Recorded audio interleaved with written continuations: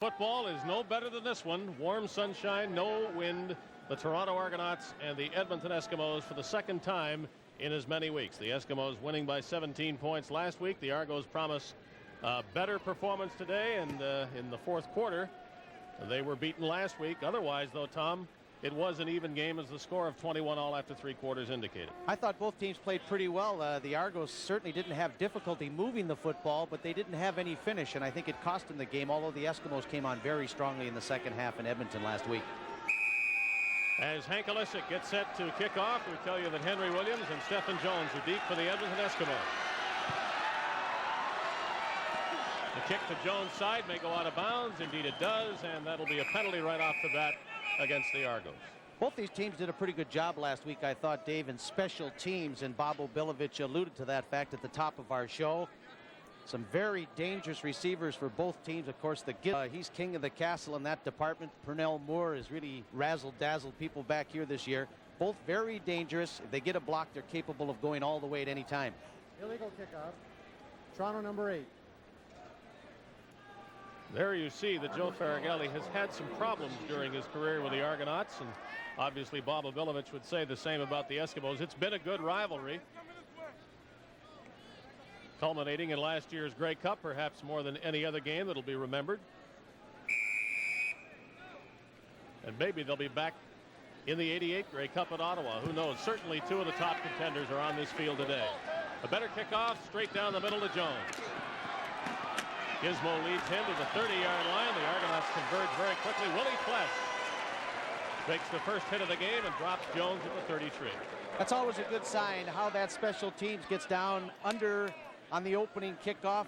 Good hustle by the Argos, particularly Willie, who's an all-star linebacker, down and made the tackle on Stephen Jones. And Edmonton has pretty good field position, however, to start this opening series. Tracy Ham has had some problems getting underway. The first few possessions in his last few games have not gone well. Obviously, though, he has a tendency to get better as the game goes on. Let's see how he starts this one. Long pass for a few yards, unless Williams can bust loose. He gets to the 42-yard line. Here's the proof of the weather. It is as nice as it could possibly be in late September.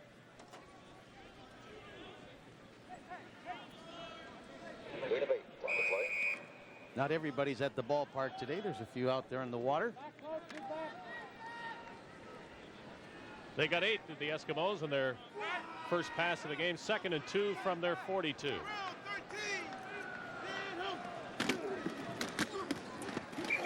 And the Eskimos move the yardsticks the first time they touch the ball. Tony Spallettini with a 3-yard gain to the 45. The Eskimos have one of their injured running backs in action again today, and that's Chris Johnstone, leaving Blake Marshall on the injured list. Spallettini and Chris Skinner start behind Tracy Ham. Gizmo Williams gets another start at wide receiver, though Stephen Jones is available, and the offensive line intact for Edmonton.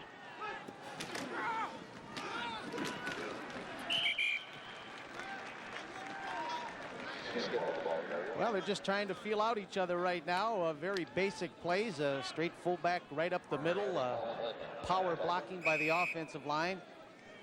Eskimos pick up a short gain of 3 yards. Will be 2nd down and 7. Chris Skinner in a big play to spark the Eskimos in the first half of last week's game. An impromptu showed Tracy Ham at his scrambling best. Here's Ham in the pocket, not for long.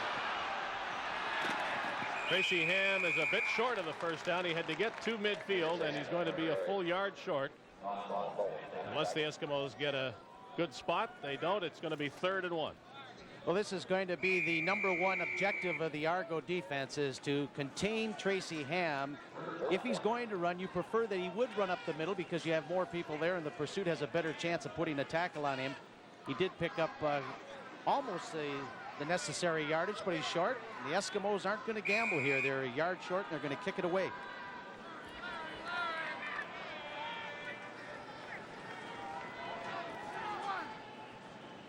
Jerry Corrick had been leading the league in punting, has seen his average dip below 45 yards. Pernell Moore, Mr. Excitement on the returns for the Argos, be that he couldn't go farther. So the Eskimos get a first down, but can't do more than that the first time they have the ball.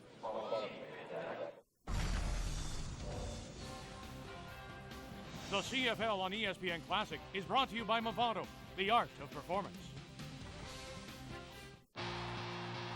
Derek Jeter, humanitarian, leader, athlete, for the Movado Precision Timepiece Series 800. The art of performance.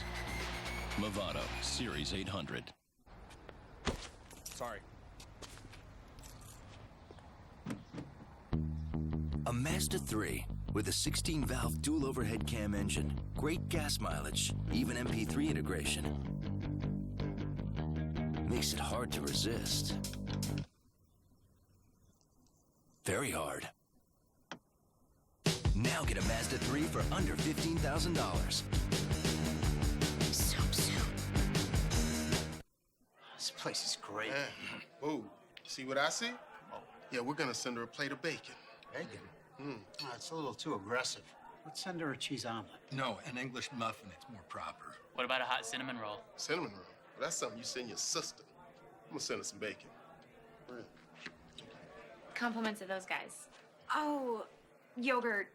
Check out the new hot bar in town, the Holiday Inn Express Hot Breakfast Bar. See, you guys don't know anything about women. Oh, last bite. Arm wrestle for it. You ready? Woohoo! I win! Last bite.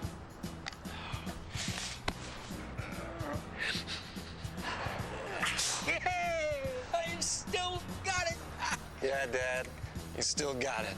It's a win-win for just $3.99. Crunchy hot fudge and creamy DQ soft serve. It's the Peanut Buster Parfait. Tom Brady, strategist, athlete, MVP, for the Movado Precision Timepiece Series 800. The art of performance. Movado Series 800. Eskimos trying to figure out what's going wrong on offense. Those of you who watched last week's game might recognize this first quarter. Neither team having success moving the ball consistently. The Argos will try for that now. Fennerty right side. He's cutting underneath the block and getting just past the 40-yard line. A short gain of maybe 3 yards. It's going to be difficult, I think, for the Argos to go wide on the Eskimos. Edmonton has that great ability to string the blockers out, wait for the pursuit to get there, and eventually converge on the ball carrier, and they did a good job on that. Receiving strength to Gilbert Renfro's left, with both Darryl Smith and Jeff Boyd out that way to the bottom of your screen. Renfro again looks straight down the middle, man wide open, and he just overthrew Nastasiuk, who was all by himself. And he really didn't have to gun it the way he did, and that's what you call a quarterback having the touch or not having it. All he had to do was just lay it up there, particularly for a guy like Nastasiuk, who doesn't see a lot of game time as an offensive pass receiver. Starting his first game for the Argos at slot back, and he was a good 15 yards behind any Edmonton defender. That would have been a can of corn had he caught the football, but it was overthrown, and Renfro would like to have that one back. Gizmo Williams is back by himself for Hank Olisik's second punt of the game. Not nearly as good as the first. The bounce goes to Williams on 2 bounces. Trying to get outside, cannot do it. Good work by Jake Vaughn of the Argonauts to keep Gizmo Williams contained and put him down at the 15-yard line.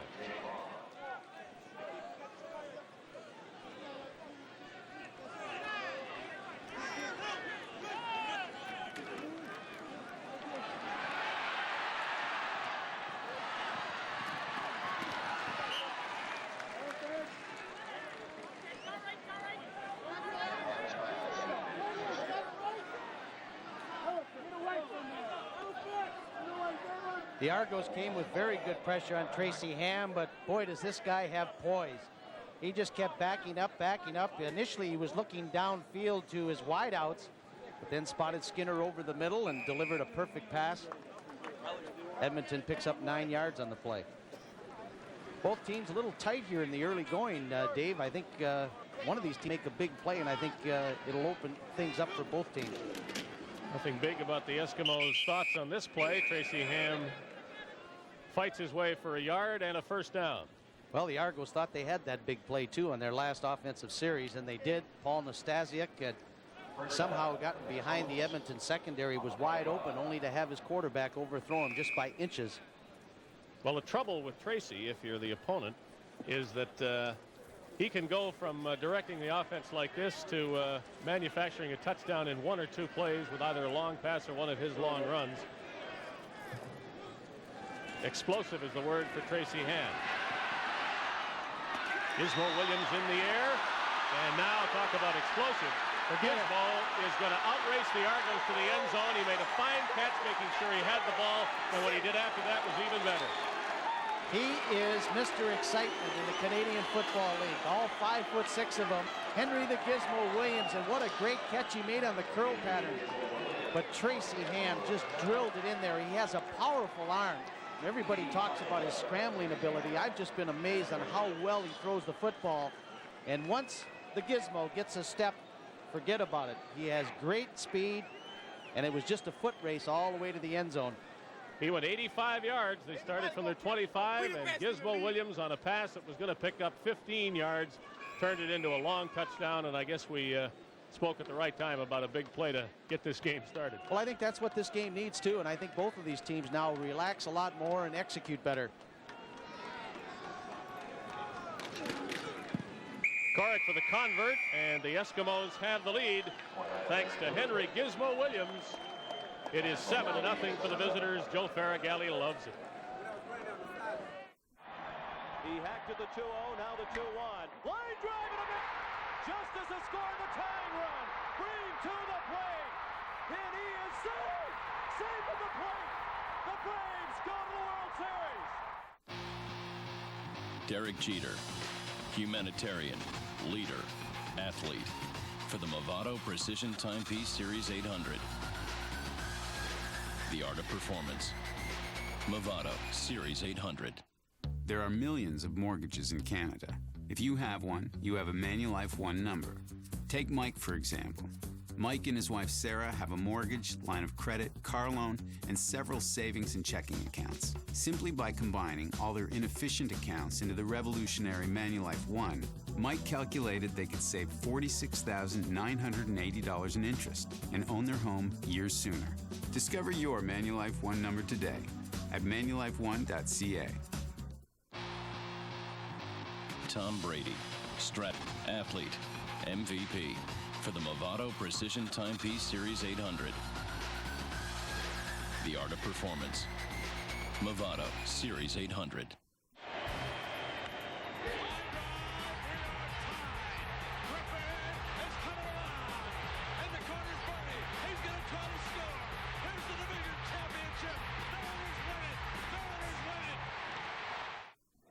Hi, Matthew. Hi, McKinnon. That's from Dwayne. Last week was his first touchdown pass, and now he's got another one, and this is the style that Gizmo Williams likes, the long run and the great speed. 85-yard touchdown pass from Ham. That's the longest touchdown pass this season for the Edmonton Eskimos, and the longest pass by Tracy Ham, but Gizmo did all the work. Well, Pernell Moore, who fancies himself as Gizmo Williams' successor as the top punt returner in the CFL. To hear about Earl Winfield and James Jefferson. Gets it back to the 50-yard line, and let's have another look. Well, watch the Gizmo here as he runs the curl pattern, goes high in the air to make the catch. The tackle is missed, and now Gizmo starts to sprint down the sideline. Take a quick look at the Argo bench. It looks like one of their coaches tries to come on the field right there to almost make the tackle. And Williams, when he got to the sideline, he commented to the coaching staff of the Eskimos. He said, hey, one of their coaches almost came off the bench to make the tackle. That really would have been something. Moore has the ball again and is underway with good room and good yardage for an Argo first down. Pernell Moore, the only actual rookie in this Argo offense, has really impressed his coaches and some people around the league. Here's one of the real great middle linebackers in the game, Danny Bass. As you see, he still has tremendous quickness. He gets all the way over to the sideline to make the tackle on Moore. Eskimo coaches tell me Danny Bass is having his best season ever as a pro, and he's had a lot of good ones over the years. Well, the Argonauts answer the Gizmo Williams touchdown. They go the other way with Jeff Boyd, and Boyd is in the clear, and there's no catching him. Well, ask and you shall receive. What we thought is this game needed a big play. The Eskimos provided it on their last offensive series with a touchdown pass to the Gizmo. And the Argos show that they're a very competitive football team as well, as they come right back. Renfro hooking up with his speedster. Jeff Boyd, he was able to step out of a tackle, and then it was just a foot race for Boyd, one of the fastest guys in the league, and he was gone. We've got ourselves a pretty good football game now. Well, in applauding the two touchdown plays, we should probably say that the tackling hasn't been as aggressive as it might have been on both sides. The Eskimos waved at Boyd, and of course Gizmo Williams got away from 3 Argos just after he caught his pass. And if you miss him then, you don't see him afterwards. Jeff Boyd, of course, made big plays for years for the Winnipeg Blue Bombers. Had a little salary problem with the price cuts and so on. Was dealt here to the Toronto Argonauts before the start of the season. This is just a very simple hitch screen, but he was able to break the seam there. Is some shabby tackling, as you described, Dave. And once you get guys like the Gizmo and Jeff Boyd with their tremendous speed, and they get a step on the defensive back, it's pretty tough to catch them. Boyd needed a big play to win back some of his reputation, which was large when he left Winnipeg, and he really hasn't lived up to it game by game here in Toronto. But Jeff Boyd obviously has the potential to do what he just did, and the Argonauts have just used that to tie this game.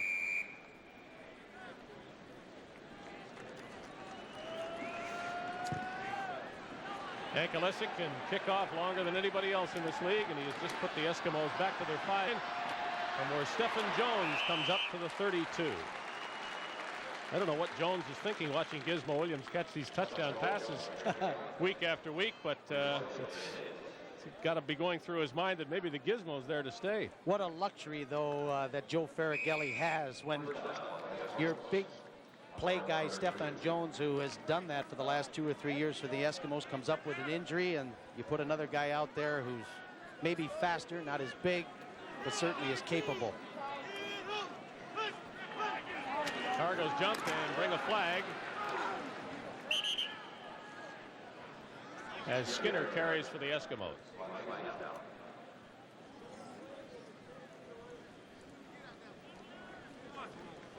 Well, the Eskimos will doubtless accept the penalty and go 1st down and 5. Or will they? Offside, number 68. 1st down repeated. Yes, they will. You can see that the Argos are clearly offside. At the top of your screen, you'll notice that the right defensive end jumped a little bit.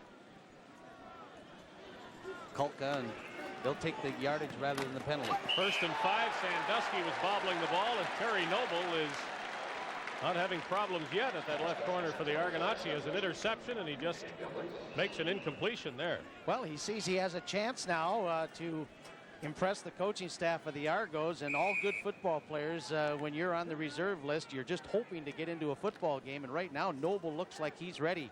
He put a big hit on Sandusky. Tough try for Sandusky. The ball was not thrown well by Ham. He had to reach back for it. 2nd and 5. Tracy Ham has rushed and has no receiver, and he's not going anywhere himself on this play either. Good pursuit by the Argonauts. They had him figured out the first time, and when he does get underway, close him off again, and they did that. Well, they did it very well, and the reason that they were able to contain Ham this time, the linebackers didn't run out of there. Willie Pless and Bruce Holmes just played it perfectly, as they just waited to see what Ham was going to do. Was he going to deliver the football? Then they turn and they react and go after the tackle, but they wait to see what he does, and they were there to make the stop. That was very good defense by the Argos. Ham wanted to throw, but he had nobody over on that side of the field. He couldn't see any receiver. Had to take his loss and force the 3rd down punt by Corey. This is Moore. Flag down as Pernell Moore gets to the 45. Well, the Argos had set up the return to Moore's left, to the wide side of the field, and that's where he dearly would have liked to have run, but the Eskimos did a good job of containing the outside, and they turned him back. But there's a holding call against the Argos, and that will bring it back even further.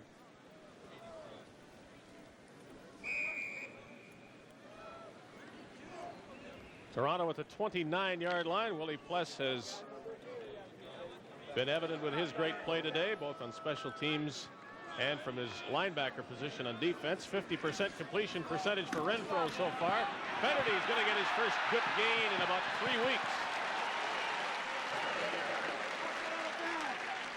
Well, Fennerty has now surpassed his totals for all of last year when he was the CFL's Rookie of the Year. Fennerty has that uncanny ability to run to daylight, and he sees the block, he runs to the seam, and you know, he makes tacklers miss better than anybody in the league, Dave. There isn't a coach in the CFL that wouldn't like to have Gil Fennerty in their backfield. He didn't have any tacklers to worry about on that play as the Argos opened room for him, and he went out after making the first down. Renfro for Boyd, and that pass is incomplete. Not well thrown by Renfro. The fans and on the Argo side are wondering what about interference against Steve Benjamin. Well, it's a pretty close call, but you know that defensive back has every right to the football, just like the offensive receiver. I thought Benjamin had very, very good position on Boyd that time. Boyd had an opportunity, though. He was on the inside. It was a catchable ball. It would have been a difficult catch, but one that you expect a seasoned veteran like Boyd to make. Second down, Argos from their 44. Renfro picks out Fennerty, and he steps out of bounds close to a first down at the 54. Well, this is another week for Gil the Thrill Fennerty. He was shut down very, very well last week, but he's starting to get into the offense now. Again, just flaring out of the backfield, wide open in the left flat. Then he starts the field. He carries that football like a loaf of bread, but he doesn't fumble very often. They will measure for a first down. The Argos perhaps get the benefit of a good spot. It seemed that Fennerty went out easily before he hit the 54-yard line. The nose of the ball is touching the 54, and they have less than a yard to go. And they will go for it.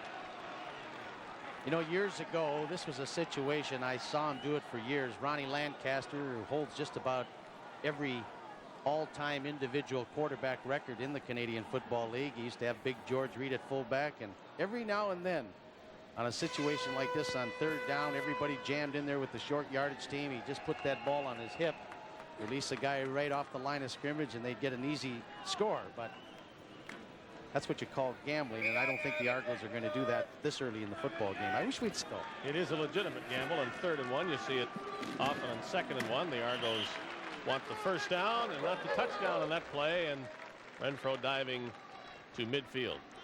This is a big football game for both football teams. They've picked up the first down. Toronto, though, has had rough sledding of late. They've lost 3 straight football games. They haven't tasted victory for almost 3 weeks, and they're playing the best football team in the country, the Edmonton Eskimos, who have the best record as well with 8 wins and only 3 losses. First down, Toronto from center field. Again, Fennerty, who got a first down the last time they ran this play, won't get it this time. The Eskimos string him out, and Stuart Hill is one of those responsible for making the good defensive play. Well, it looks like the Argos are determined to go wide on the Eskimos. I think it's going to be tough to do, although they've had a little success. Fennerty on the previous sweep made yardage. But again, the Eskimos with tremendous quickness on their defense, particularly their linebackers, and Stuart Hill has just great speed. He came from all the way from the strong side across the field to make the stop. So we'll call it a gain of a yard by Fennerty. 2nd and 9. Renfro was getting lots of time to throw the ball. This one's up for grabs. It is incomplete as Danny Taylor, the newcomer in the secondary, was tested by the Argonauts, came up big with good coverage, and the score remains tied at 7 with the Argos getting set to punt. Derek Jeter, humanitarian, leader, athlete, for the Movado Precision Timepiece Series 800. The art of performance. Movado Series 800.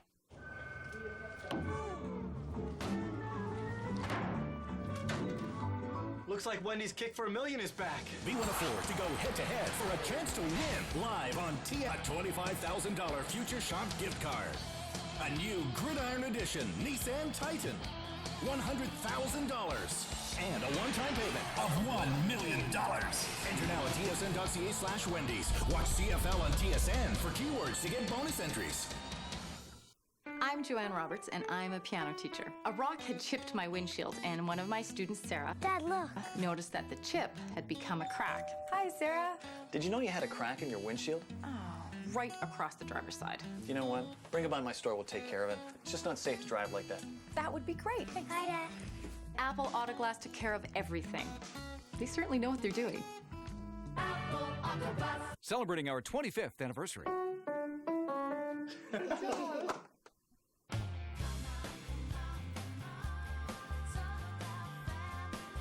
This summer, take some time off from filling up at the pumps and go further in a fuel-friendly Ford. Now, get the best prices of the year with Ford family pricing.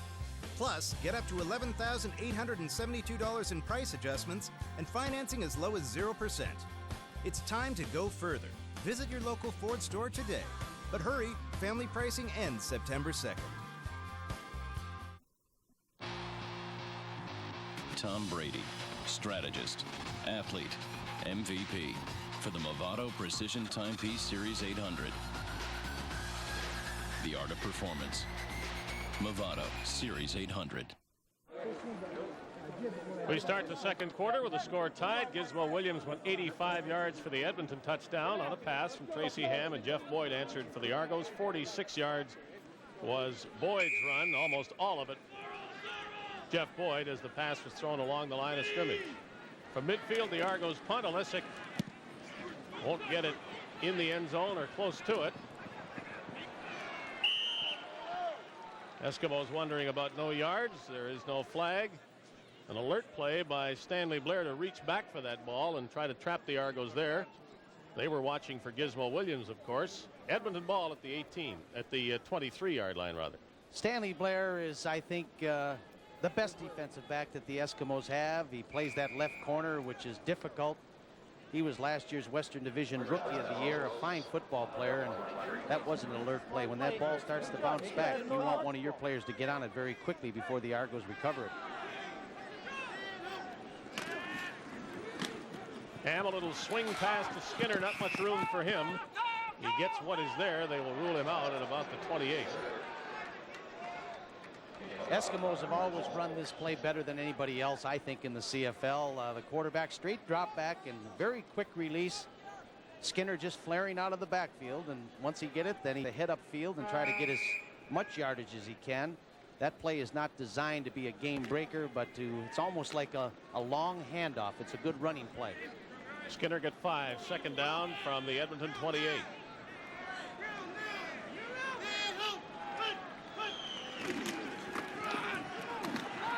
Again, it's Chris Skinner near the first down. Looks like he's got it. Good job of blocking Chris Johnstone, who's back in the lineup. He's been out of an injury, but watch Johnstone, the lead fullback right there, as he just makes a nice block, turns Moen to the outside, and that was the hole that Skinner needed to get up the field. Good execution. And a good hit by Willie Pless at the end of the play. They will measure for the Edmonton first down. And it's very close. Not quite.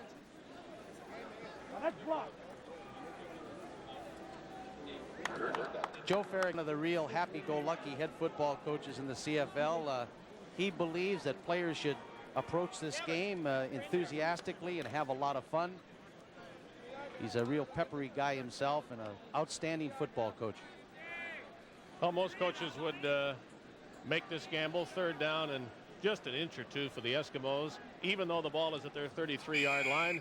Farragalli confident that a snap to Ham and Tracy's movement forward can give them the first down. As long as they make that snap, there's just about no way they can't make the first down.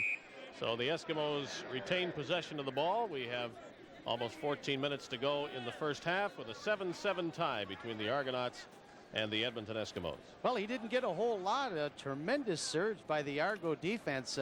You'd think that they have to line up a yard off the ball, that it would be pretty easy for the quarterback to pick up at a yard or a yard. But they do pick up the first down. 7-7, 2 big long touchdown passes are the scoring of this game. 85 yards to the Gizmo and 46 yards to Jeff Boyd.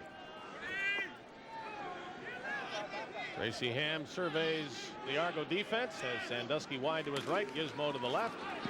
Ham is rocked by Rodney Harding. He thought he could get away and have another look downfield, but Harding put Tracy Ham in his grasp and threw him to the ground.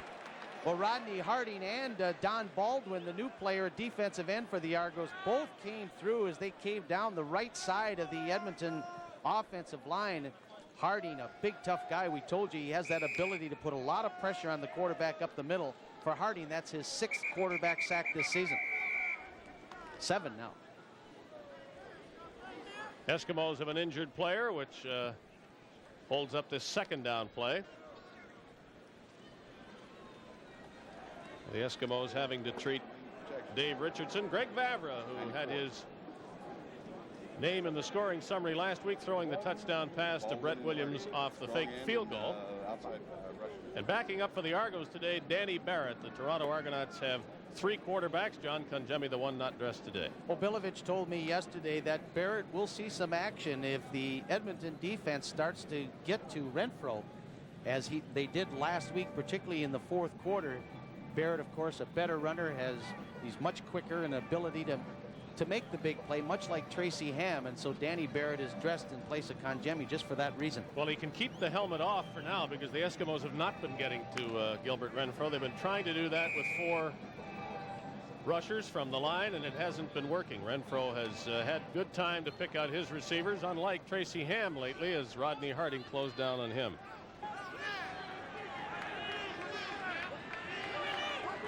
Second and long as Ham fires over the middle, and Williams couldn't get to it. The Argos have an intercepted pass, or no, they say the ball is on the ground.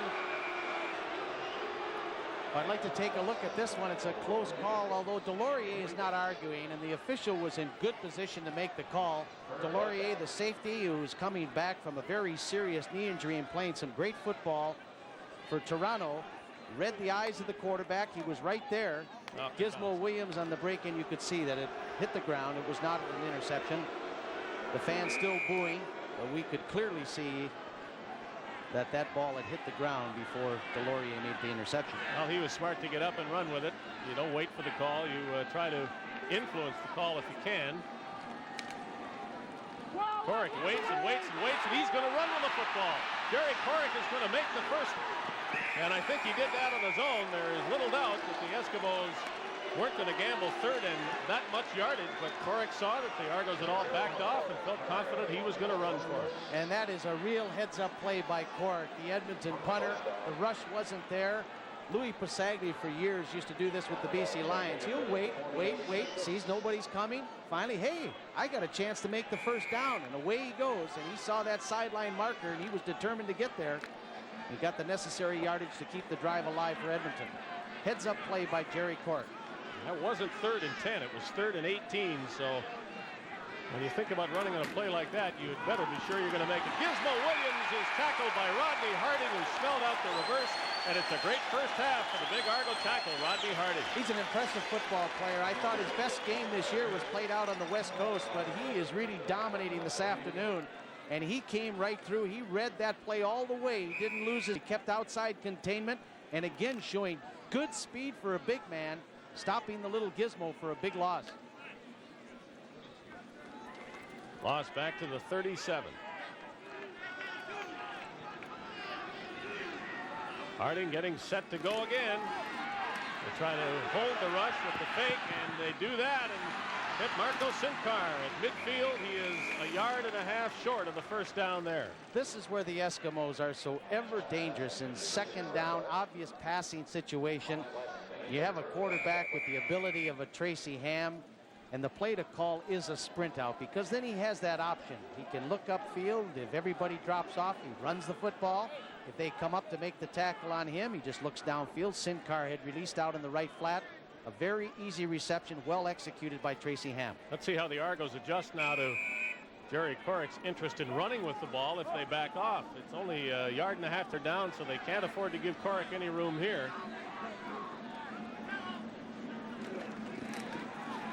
And they don't, and he punts the ball end over end away from Pernell Moore, and it bounces back up the middle on him and is going to go right through the end zone for a single point. The Edmonton Eskimos break the tie, take the lead on a bouncing punt single by Jerry Corrick that goes for 75 yards.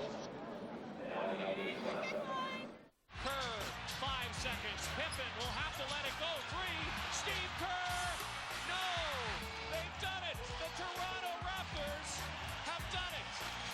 They have beaten Michael. They have beaten the Bulls.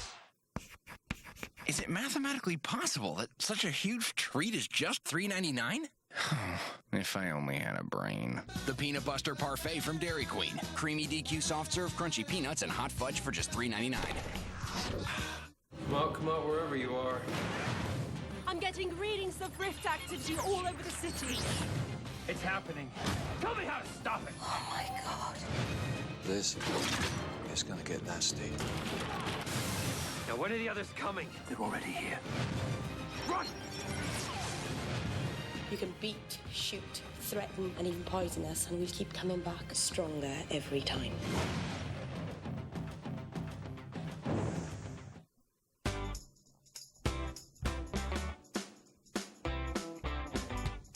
Kids always take too much, especially when it comes to bath tissue. But with Charmin Ultra Soft, our softest ever, you can use less, because Charmin Ultra Soft is more absorbent than the regular kitten brand. Here's the scoop. Less is more. Our softest for sure. Charmin Ultra Soft. Look for it in the purple package. Unwritten code here that seems to say, when Canadians want to celebrate something, they usually make a mega-sized monument to it. We figured this was long overdue. Look inside specially marked cases of Molson Canadian for your chance to attend this summer's most mega party. Must be 19 years or older. No purchase necessary. To find out how you could win, go to molsoncanadian.ca/megakeg. Molson Canadian Mega Keg. I'm Joanne Roberts, and I'm a piano teacher. A rock had chipped my windshield, and it had spread right across the driver's side. Did you know you had a crack in your windshield? Apple Autoglass took care of everything. They certainly know what they're doing. Celebrating our 25th anniversary.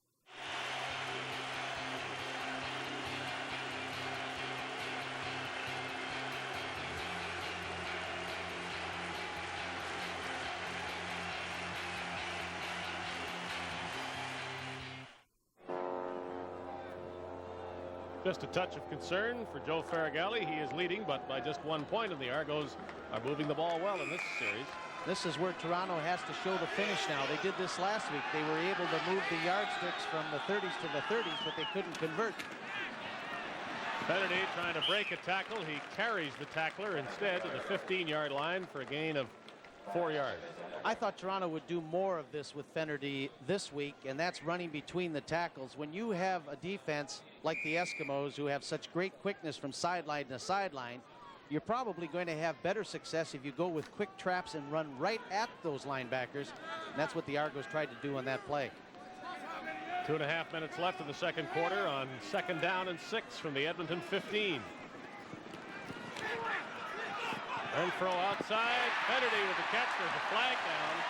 Fennerty out of bounds at the 8-yard line. And let's check the penalty. Well, it's in that. It's almost 99% of the time holding against the offensive unit, and that's the call. Penalties hurt the Argos last week, and this could prove to be a penalty that takes some points away from the Argonauts. They were first and goal had the play stood. Number 63. 2nd down repeated. And now they're going to be 2nd down and 16. Kardash is the Argo player called for holding. Is Gil Fennerty lined up in his I-back position, and on the snap of the ball, he just went into motion, and here we'll see the holding play. Just to the right here, right there, Stuart Hill, and he is tough to block. Last week he had a big game with 2 quarterback sacks. You know, when you lose 38-21, there's always an area of your game that needs improvement. And the one area where the Argos really have to improve in this game to win is the blocking of their offensive backs. And on the previous play, when Renfro hits over the middle for the 1st down, I watched Fennerty, and he put a good block on Stuart Hill. You cannot finesse a guy like Hill. He has the power to run over you. He has the quickness and the strong hands to shed a blocker. You just have to gut it out, put your helmet right in there, and stay with him. Fennerty did that 2 previous plays, but Hill is a fine football player, and what a difference it's been since he's now come back to play with the Eskimos. It seems to have given the Edmonton team a big lift on defense, Dave. Well, they haven't lost with Stuart Hill in the lineup. There's a problem with the clock now as they reset it to the correct time. It now reads 1:22 left in the first half. But that's not where it's supposed to be because they're back at 15 minutes.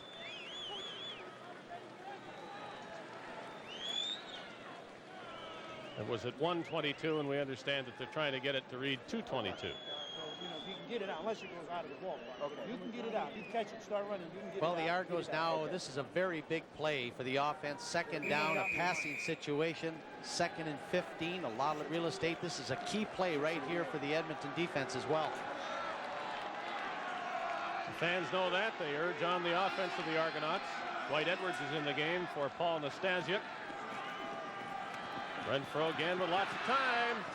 Moore, the intended receiver. The play broken up inside the Edmonton 5-yard line. Moore wonders why no flag. Well, just outstanding defensive play by the secondary of the Eskimos. Parnell Moore had gone straight down inside the 5-yard line on a break-in. Look at the poise of Renfro, though. People at his feet and everything, and he guns this one. It was a little high, but Taylor played it perfectly as he went right up and pulled it out of the arms of Parnell Moore. So it looks like the Argos will have to settle for a field goal attempt. The newcomer is holding for Lance Chomick from 31 yards away for the lead.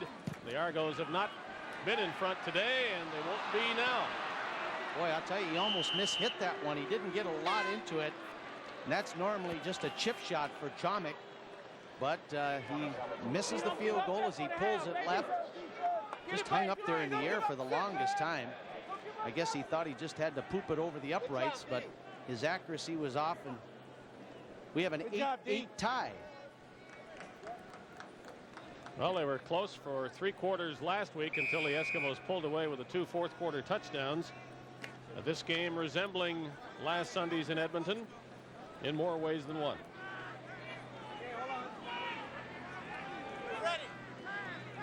2:10 to go as the clock is working. The Eskimos working from their 35. Short pass. This is Spolatini banging heads and getting no yardage. Well, this is what football's all about. Once you catch the ball, you know that you're going to be hit. And if you're a defensive player, it's your responsibility to react to the ball and to the ball carrier. And Hardy now, who's had a big game in this first half, being blocked pretty well. He finally gets around the blocker, and he's chasing the quarterback Ham. And he just tossed it out in the flat, but what a collision. And he felt that one. Spolatini. Tough little guy. He's not that little, though. They've got running backs to take his place, but this is Marco Sintkar on the bench, and he has been shaken up, and the Eskimos are already without one of their slot backs, Rick House, with a pinched nerve in his neck. And so they're down in terms of slot backs. I never thought I'd see the day that Marco Sintkar would cut his hair. Remember, it used to stick out the back of his helmet. Now he has one of those new looks that a lot of the young people have. Better too. Holmes is the injured Argonaut as he leaves the field prior to the 2nd down and 10 play from the 35. So injured players on both sides.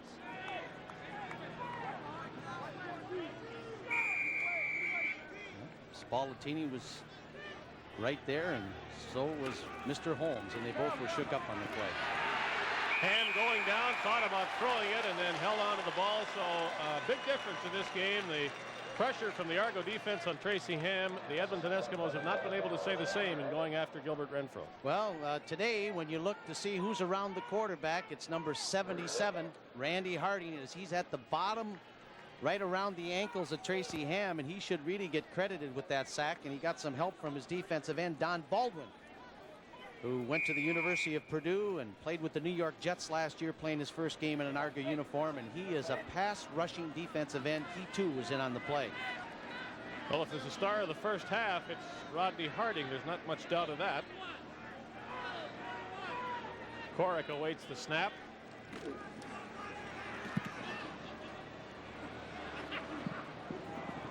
Ball bouncing. Pernell Moore will let it do that, especially if it goes in that direction. Now he steps out, stops the clock, which is a good idea with 1:25 to go. And the Argonauts will have the ball at their 49-yard line. There are millions of mortgages in Canada. If you have one, you have a Manulife One number. Take Mike, for example. Mike and his wife Sarah have a mortgage, line of credit, car loan, and several savings and checking accounts. Simply by combining all their inefficient accounts into the revolutionary Manulife One, Mike calculated they could save $46,980 in interest and own their home years sooner. Discover your Manulife One number today at manulifeone.ca. You have two choices: a double cheeseburger made with fresh beef that's never been frozen, or, never mind. Introducing Wendy's Hot and Juicy Stack Attack Combo. It's way delicious. It's Wendy's. I'm Joanne Roberts, and I'm a piano teacher. A rock had chipped my windshield, and it had spread right across the driver's side. Did you know you had a crack in your windshield? Apple Autoglass took care of everything. They certainly know what they're doing. Celebrating our 25th anniversary.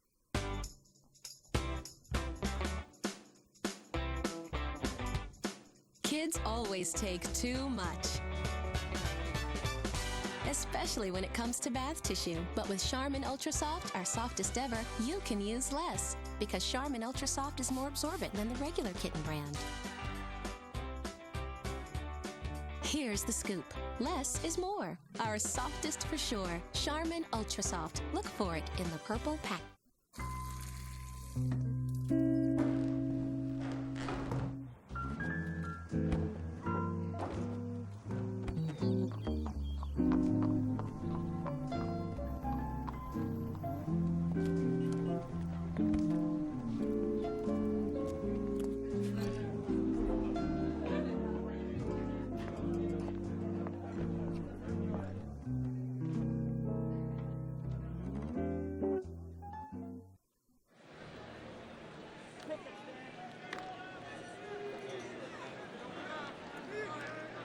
Not much of a punt by Corrick.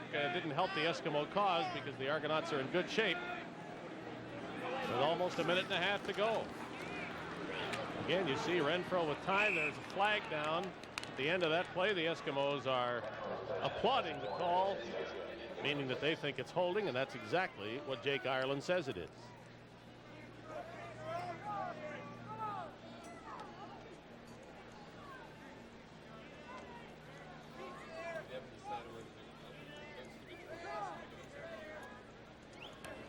Holding. Toronto number 66. First down repeated. Well, that's one way to protect your passer. Obviously, you pay for it when you do it like that, so the Argos move back to the 39-yard line. But I think you'll agree, Tom, that the Eskimos have not been getting to Renfro, and that's got to change. Otherwise, the Argos keep an advantage in that very important area. They'll be rushing the passer this time, 1st and 20, but Renfro still gets time. Can't complete it to Pernell Moore. Stanley Blair is covering him. They really do want to throw the ball this way to Moore and Nastasiuk as opposed to Boyd and Smith on the other side.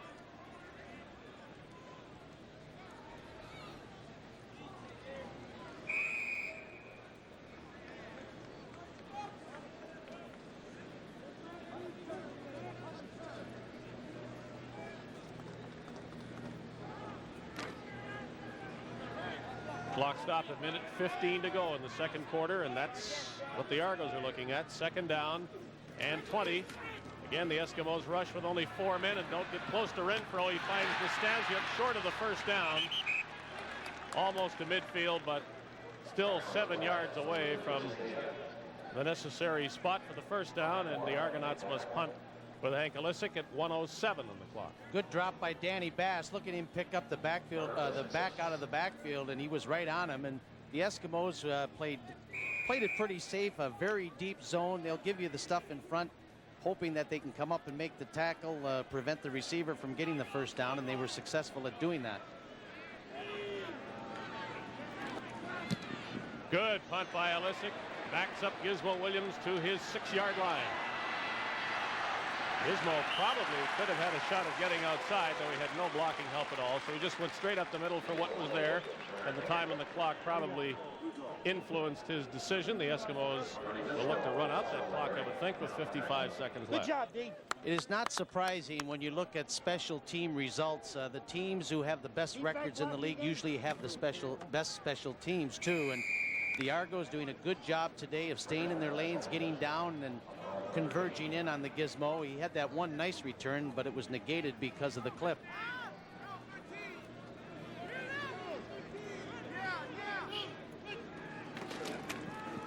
The Eskimos do keep the ball on the ground with Chris Skinner. He fights his way near the 20-yard line.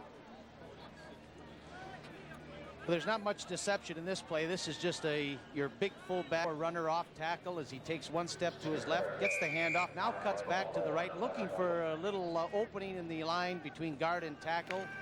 He managed to pick up about 7 yards on the play. You'll take that every time you can get it.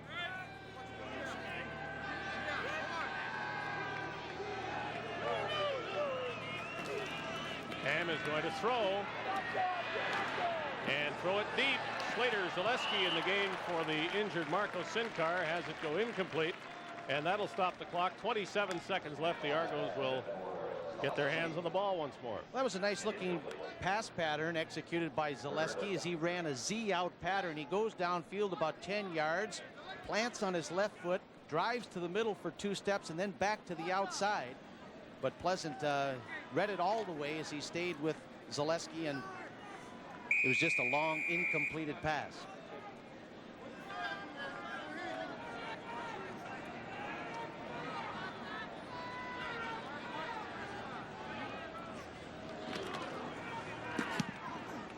Corrick, a line drive punt, not with the height that he wanted, but he got a good bounce. Moore back at his 40-yard line. That'll do it. The Argonauts had visions of having the ball in Edmonton territory with time for a few plays. Now they're way back at their 37-yard line. That's the second time that Purnell Moore has misjudged a punt. Had he come up and made the catch on the run, he would have picked up a lot of valuable yardage. And look at Cork. He was really roughed up, but no penalty. And he's holding his left ankle. Of course, these kickers now look at him. He's got lots of bounce. They really can put on an act. But it did not draw the flag from the official. Like soccer players, they roll around like they're dying. Well, the Argos not being fancy with a few seconds left, but Fennerty is always dangerous. He runs to the 50-yard line with 11 seconds to go. Argos could still call timeout.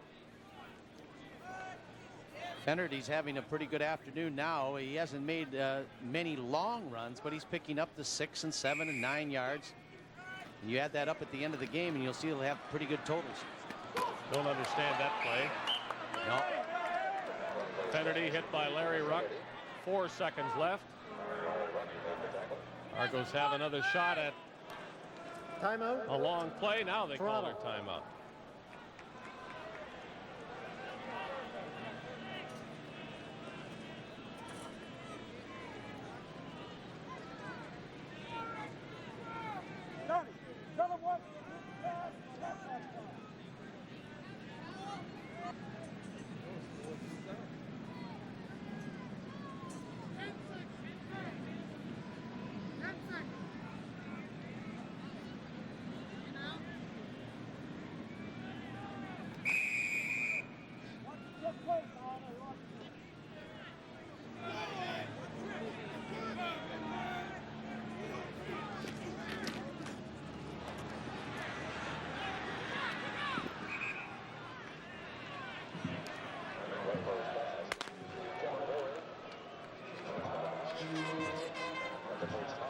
Here we've got as close a game as you could ask for after 30 minutes of football. Darren McCarty comes back with Neiman in front of him. McCarty draws. McCarty in. McCarty scores! A magnificent goal! Darren McCarty!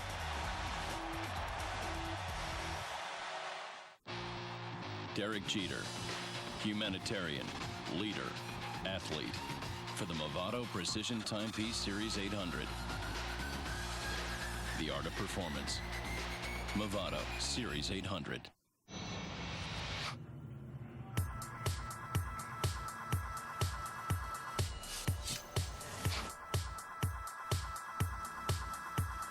Hello, little boys, little toys. We're the dreams you'll believe in.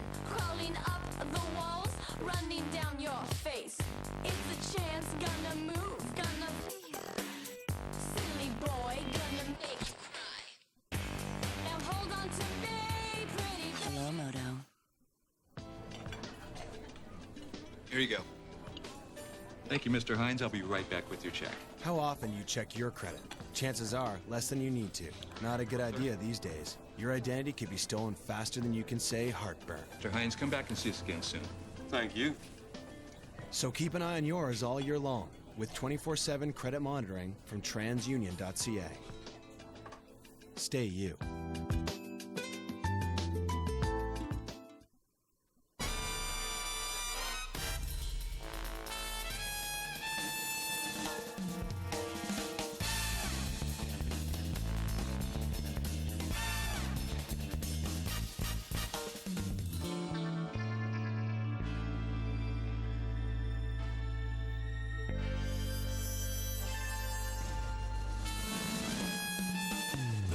Casino. Inter Casino.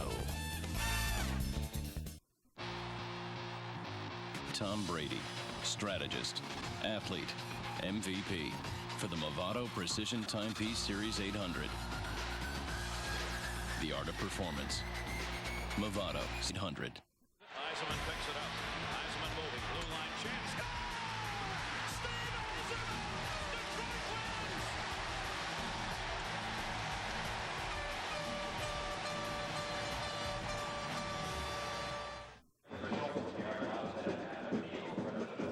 The Argonauts felt they could have won and perhaps should have won last week's game if they'd done all they could have done in the first three quarters. I think they have to be thinking the same way. They've had the edge in the first half, and yet it doesn't show on the scoreboard. Well, you know, Edmonton is tough.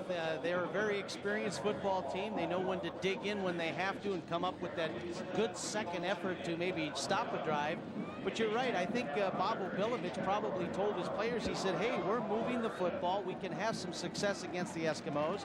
We just have to execute a little bit better, give the quarterback some good protection, which they did in the first half, and they could have some results. On the other hand, I think the Eskimos, Joe Faraghelli's probably the thing, although I think the offense of Edmonton has been held intact pretty well today. Certainly Tracy Ham has not run the ball, and with the exception of the big play to Gizmo Williams, has not had much success throwing the ball either. And one reason for that is that the pass protection afforded him by the Eskimo offensive line hasn't been as good as Gilbert Renfro has received for the Argos. Jerry Corrick was limping near the end of the first half. He is set to kick off the ball to start the second half.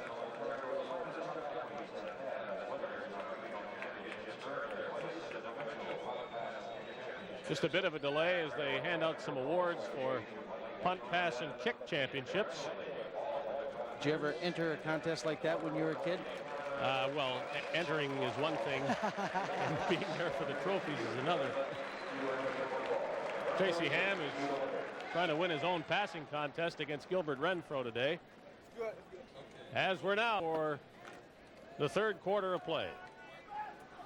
Will the two streaks continue, the Edmonton winning streak and the Argo losing streak, or will they both be halted? We'll find out in the next 30 minutes of football, or perhaps more should overtime be required. And the way these teams have played even Steven last week for 3 quarters and here today for 2 quarters, I don't suppose we should rule out a tie.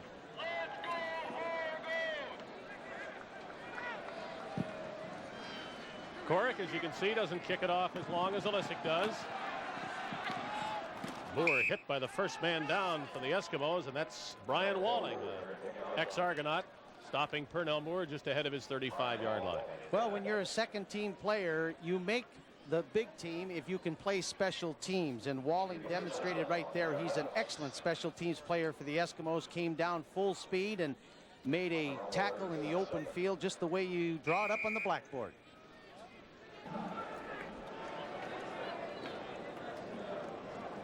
Slight edge for Gilbert Renfro. More completions for a few more yards. Tracy Ham, of course, got 85 of his yards in one play to Gizmo Williams.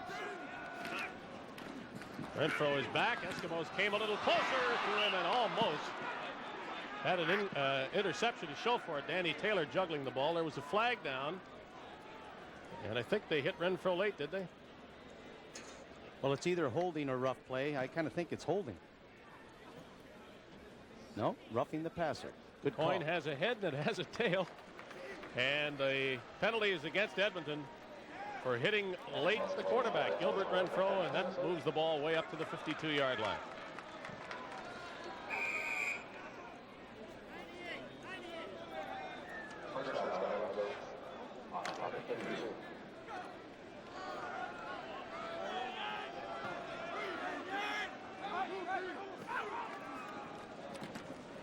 Fennerty, and the toaster takes him down for a loss of a couple of yards. I don't see Darrell Smith in the Argo offense. He was shaken up in the first half, and that would be a big loss, though they have not been throwing the ball too much to Smith today anyway. But Dwight Edwards is in the game and not Darrell Smith. Stuart Hill lines up. He doesn't get down in a three-point stance. He likes to be a rushing end that just stands up and comes in. And Toaster, the defensive tackle, came down the line very well. Just overpowered his man and made the stop. Again, more pressure, but Renfro still completes the pass. He is short of the first down to Jeff Boyd, but not by very much. It's going to be 3rd down and a yard. I'm really impressed with Gilbert Renfro. Yeah, I know there's been some quarterback controversy down here in Toronto, whether it should be Conjemi or even Danny Barrett, but this guy is tall. He's the classic type of quarterback, good vision of the field, and he has a very strong arm.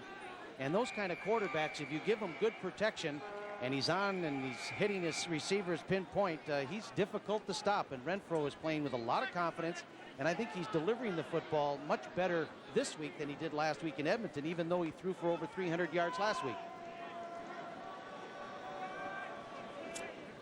3rd and 1, and here comes the Argo gamble from the Edmonton 48. 3 backs lining up behind Renfro.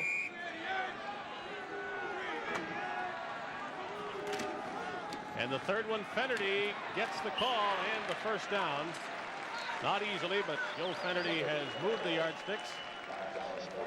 You know, Fennerty, he's always looking to make the big play. He came out of the I-back position and he just starts to his right. He thought he could sneak to the outside. If he breaks a tackle, he had a chance to maybe go all the way. Then he could see that he was going to be converged on by 2 Eskimo defenders. He very wisely just lowered his shoulder and picked up the necessary yardage for the first down.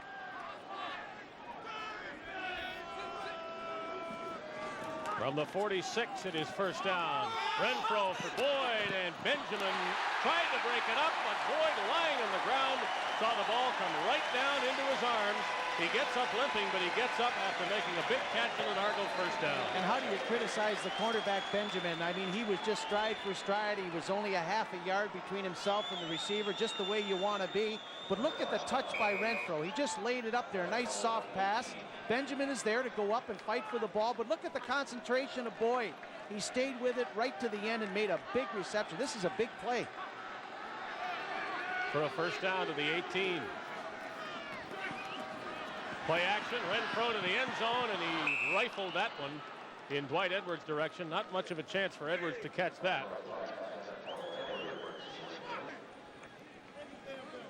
But we have a report, injury situation about Darrell Smith, who had his greatest game as a pro last week against these Eskimos. He's been knocked out of the ball game with a sore shoulder. He is not expected to see any action here in the second half. That's why we see 35-year-old Dwight Edwards. Bob Obilovich looks on, second down Argos from the Edmonton 18. Here comes an Edmonton blitz. Argos picked it up pretty well. There's a flag down as the pass is thrown incomplete to the end zone. Let's check the penalty. The Eskimos indicate holding against the Argos is the call, and that's exactly what it is. And Bob Obilovich very anxious to see what the call was as well. Again, the Argos getting inside the Eskimo territory, holding against Toronto will pick up the call. It's declined by the Eskimos as it was an incompleted pass, and that puts Toronto into a 3rd down situation, and they send on their field goal team. Tomic had a chance in the second quarter to put the Argos in front with a 31-yard field goal. He missed it. This is going to be even shorter, and he should not miss another one. Very frustrating for a football team, Dave, when you get down there and you just can't get that ball in the end zone. 25-yard attempt by Chomik for the first Argo lead of the day. He's got this one. And the Toronto Argonauts, with those 3 points, go up 11-8.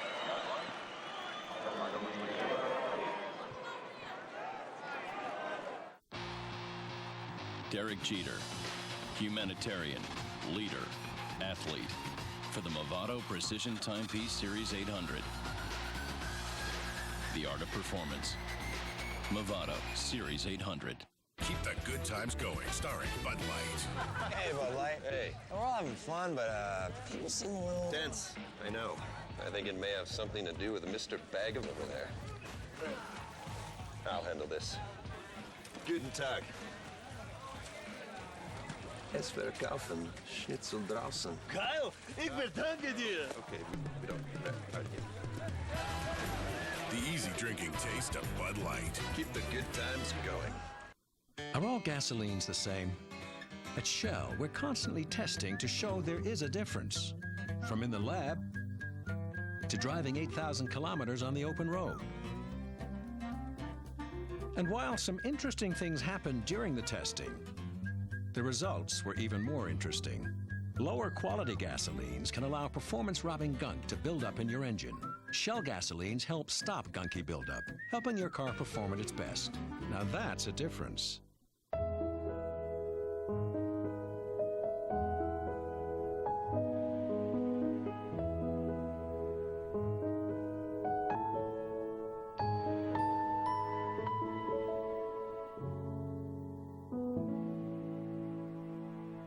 On Thursday, August 7th, Dairy Queen's most magical treat will become even more magical because all proceeds from every Blizzard you buy help children in your Children's Miracle Network hospital.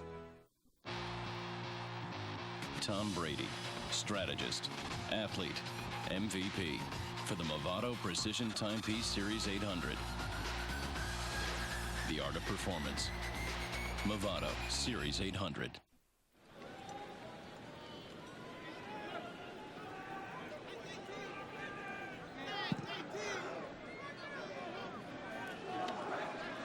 Ham throwing it deep for Sandusky, and it's broken up. Selwyn Drain over there to help Terry Noble in the corner, and Jim Sandusky had no chance at that one. I talked about the toughness of Edmonton secondary and how they'll come up and really put a sock on a receiver. Toronto has great team speed on defense, particularly in their second. Very quick. Look at the quickness here. As Drain just jumps up right at the top point and knocks the ball away. Had Sandusky caught that one, he was long gone. He thought he was going to catch it too. He did. Corrick was 5-yard line. End over end. The Argos don't want to let it bounce, and Moore doesn't. He's got some blocking help. Pernell Moore at the 46-yard line, taken down there. A good play by Pierre Vercheval, and the Argos, with the lead, try to add to it from Edmonton's 46. Both of these teams, I think, are doing a good job on special teams today. For a moment, every time either the Gizmo or Moore get the ball, it looks like they're going to make a big return. But both teams are staying in their lanes. They're containing the return guys, and they're not breaking the long run like a lot of people came to this ballpark looking to see. Just not happening. I should say hoping to see. Renfro calling Dwight Edwards to the other side. Now gets this play underway. Nastasia calls it in at the 30. That's an Argo first down.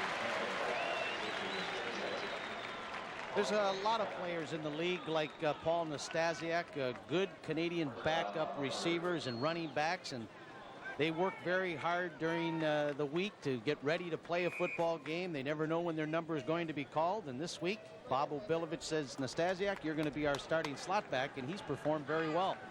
Very much a part of the game plan, too, it seems, as they have thrown 4 passes that he has caught and a few that he was close to catching. So Nastasiuk has been a favorite of Renfro's, you might say. Boyd has this one.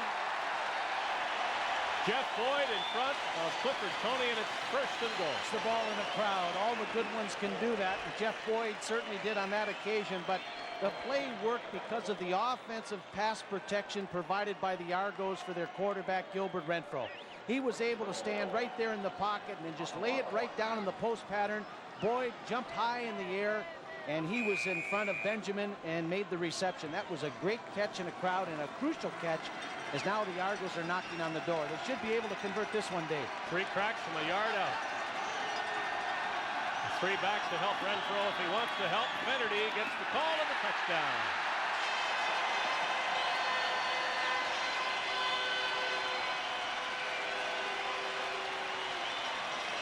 Nobody has a better nose for the end zone than Gil the Thrill. That's his 12th touchdown of 1988, his 10th on the ground, and he just loves to get the ball when they're inside the 10. And he's one of those backs seems to know how to wiggle and squirm and get his way into the end zone, although that one was just from the 1. It didn't take a whole lot of finesse to do that, but it was a big touchdown for the Argos as they jump in front now, 17-8. Again, a catch by Jeff Boyd helps the Argos score points, and they now have 18 of those points to lead by 10.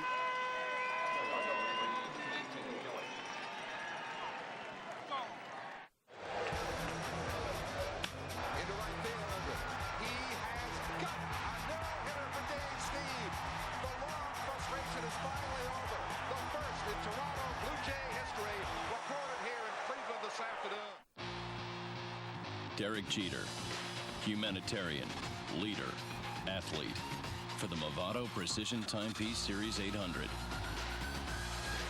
The art of performance. Movado Series 800. There are millions of mortgages in Canada. If you have one, you have a Manulife One. Take Mike, for example. Mike and his wife Sarah have a mortgage, line of credit, car loan, and several savings and checking accounts. Simply by combining all their inefficient accounts into the revolutionary Manulife One, Mike calculated they could save $46,980 in interest and own their home years sooner. Discover your Manulife One number today at manulifeone.ca. Here at the phone company, you've been our customer for a long time. Now Vonage wants to change all that. Well, over 2 million people have already switched to Vonage. Oh, really? Don't they miss having phone service?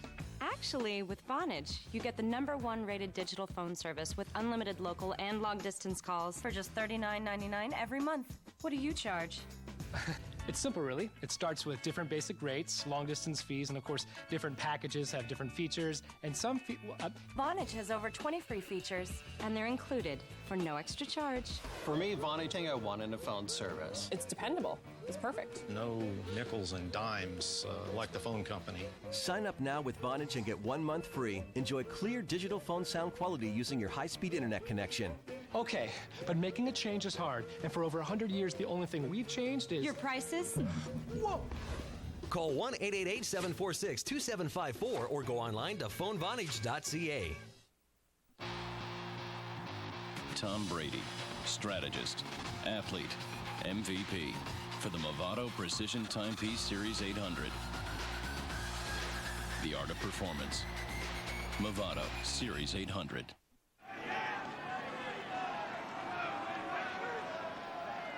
Again, the Eskimos looking in a blitz formation. That's a loose ball.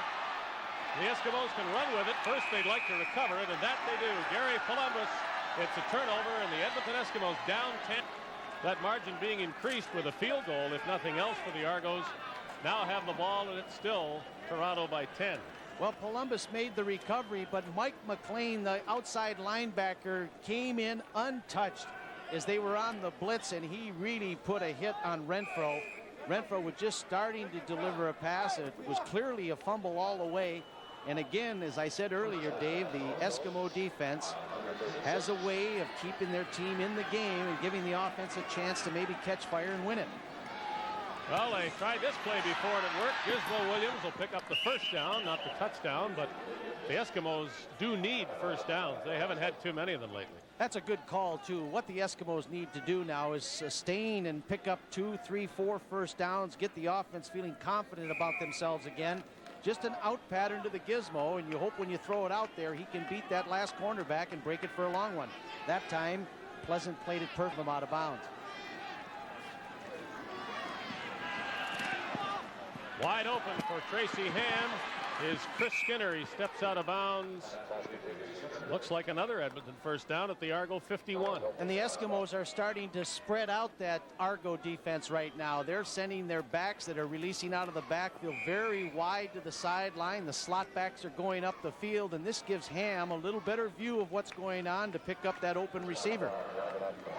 When he gets going, Tracy Ham, things can happen for Edmonton. When he gets a hot hand, there's nobody better.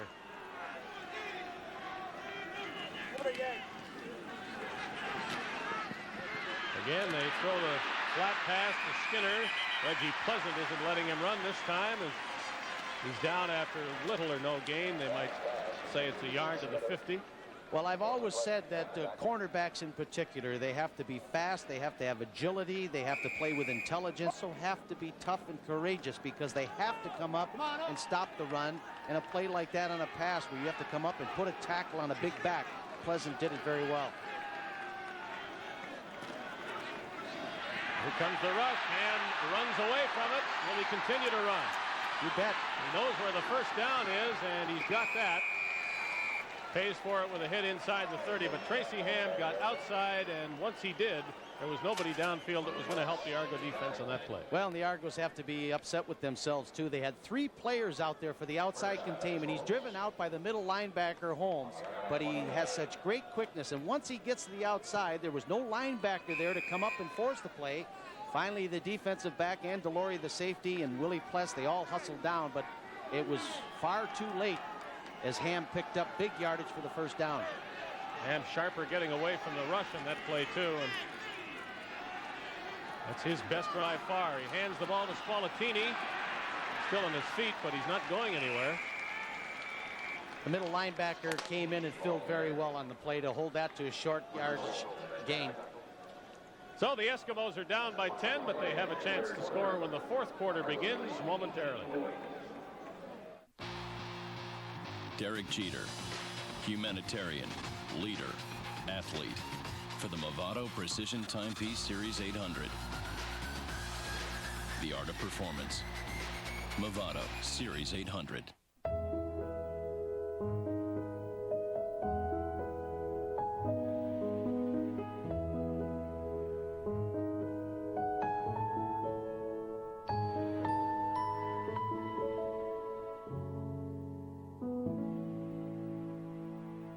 On Thursday, August 7th, Dairy Queen's most magical treat will become even more magical because all seeds from every blizzard you buy help children in your Children's Miracle Network hospital. This year, we're launching the Coors Light Cold Certified Bottle. When the mountains change color, your beer is certified cold. I don't see any mountains. So when's the bottle change color? No, the label changes color. My beer has not changed color. When does the label turn into beer? I still don't see a mountain. I like it. No, the label changes color. There you go. It's the new Coors Light Cold Certified Bottle. When the mountain changes color, your beer is certified cold. Hey guys, what's going on? Shh. Mountains are gonna change color. Coors Light. Who wants a cold one? Here you go. Thank you, Mr. Hines. I'll be right back with your check.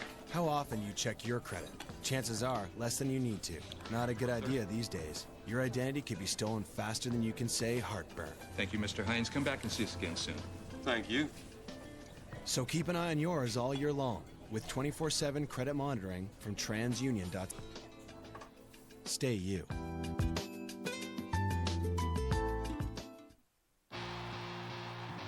Tom Brady, strategist, athlete, MVP, for the Movado Precision Timepiece Series 800. The art of performance. Movado Series 800. We checked the schedule, and the Eskimos were not supposed to play the Argos in July, so this must indeed be late September. Gorgeous afternoon in Toronto, and the Argo fans like it so far as well. Here's a big second down play for the Eskimos. The Argos putting the heat on Tracy Ham. He throws, the ball is caught, and it's a first down to Tom Richards. He's a big play guy. I've seen Richards make many receptions like that in the last few years for the Eskimos. Good pressure by the Argos on Tracy Ham. He tried to sprint out to his right. He stopped, looked, saw Richards on the curl. Pass was a little bit low. But Richards, with good concentration and knowing that his team needs to finish off this drive, they want to get back in the game, made the catch. Rick House watching in Edmonton. Marco Sincar watching from the sidelines. So Tom Richards, the only regular slot back who is healthy right now for the Edmonton Eskimos. Well, we have to look back to that big play by the linebacker, McLean, when he hit Renfro on the previous series. That seems to have given the Eskimos new life. It's really their best offensive drive they've had in quite a while. And they're starting to move it down the field. And remember, football game is 60 minutes, and the Eskimos just owned the fourth quarter last week in Edmonton. They'll need a big fourth quarter to win this game. From the 15-yard line, Ham throws it up. Williams is knocked down, and an interference call to be made. Gizmo was just about set to jump in the air, which he likes to do when the ball is coming his way, and he was over. Well, I think this is a good call by the officials, too. He waited to make sure. Watch Gizmo now. It's just a streak pattern to the corner. He looks back for the football, but there's where you see Pleasant. He kind of gets caught up in his feet. He grabbed the Gizmo. He had not looked back to the quarterback. Interference all the way. Good call by the official. That'll put the ball on the Argo 1-yard line. And Reggie Pleasant does more than commit the penalty. He hurts himself. Well, I think he twisted his ankle. You could see that he hit his other leg and he started to fall down. That's when he grabbed Williams, and he's holding his right ankle. Again, Tracy Ham, straight drop back, just a streak pattern, lays it up in the corner. Now watch right here is where he gets caught up, turns his ankle falling down.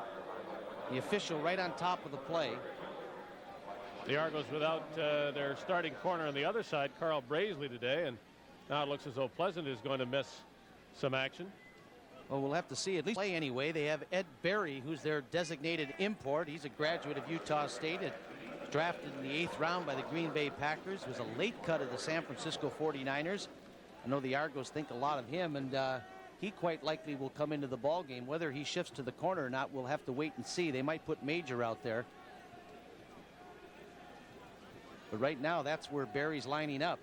So the Argos had first and goal from the 1 to score in the third quarter with Gil Fennerty. Tracy Ham over to check what Joe Faragalli wants on first and goal from the 1-yard line for the Eskimos. And of course, a touchdown puts Edmonton right back in the game within 3 if they make the 1-point convert. Tracy Ham is suddenly finding the range with his passes. He's 5 of 6 in the second half.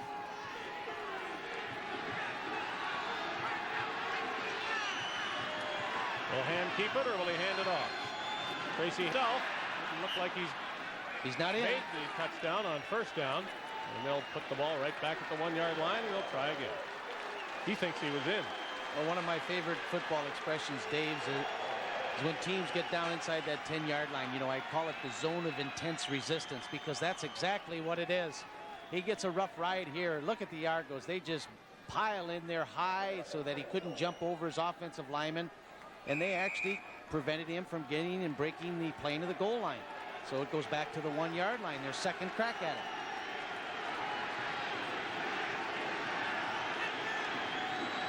Three men to hand it to if he wants to do that. And they're in. The Edmonton Eskimos trail by 4 with a convert by Jerry Corrick coming up. Tony Spallettini, as he just bowled his way into the end zone, and that was a good call, I think, by Ham. He tried it initially on back sneak. He said, hey, this is a little too rough for a quarterback. I'm going to give it to my big bruising running back, Spallettini, as he was met right at the line of scrimmage, but he had enough momentum to carry himself into the end zone. And that's a big touchdown for the Eskimos, and they're back in this one. All started by the hit on Renfro by Mike McLean, the fumble recovery by Gary Columbus. The Argos were looking at a field goal try at least on that drive, and they didn't get to try the field goal or score the touchdown. Instead, the Eskimos marched down the field. They get 7 points.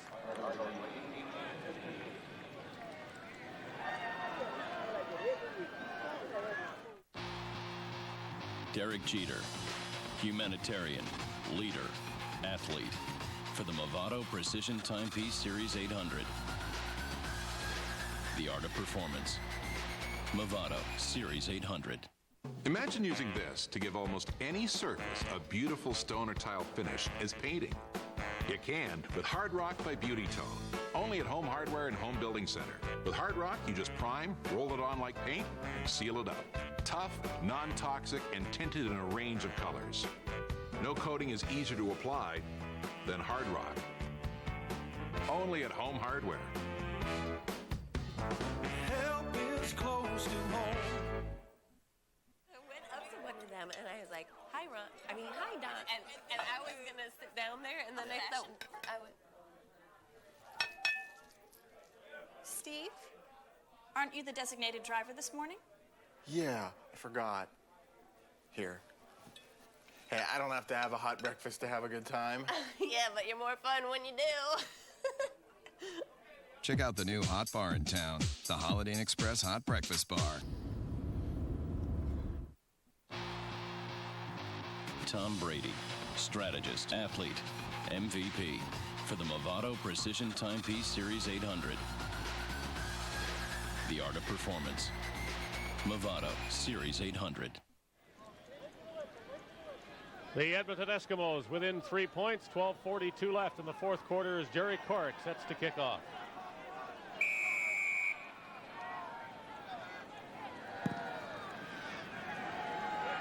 Dwight Edwards from his 20-yard line is at the 40.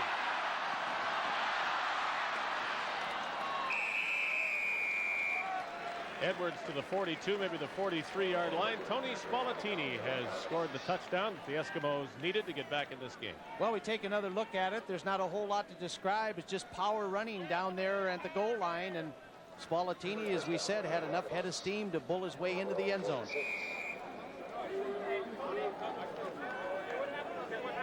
He's averaging 3, but he only needed to make 1 for the TD, and he did. Argos at their 46-yard line with a 3-point lead. More than 12 minutes remaining.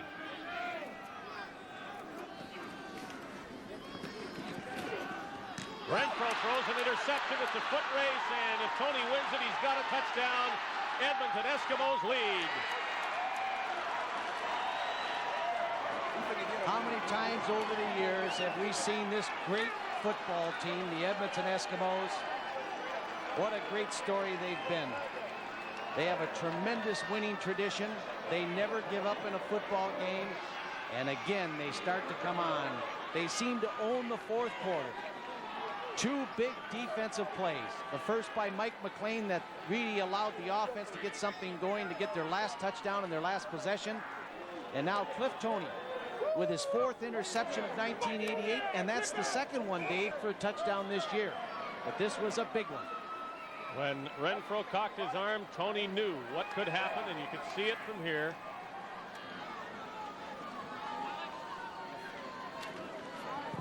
Opportunism on defense for the Edmonton Eskimos has taken them from a 10-point deficit into a 4-point lead.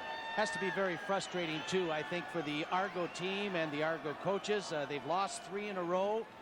They were playing a very smart football game, I thought, here today, Dave, and then all of a sudden they seem to lose it a little bit, but you have to give the Eskimos most of the credit because they changed and shifted the momentum of this game.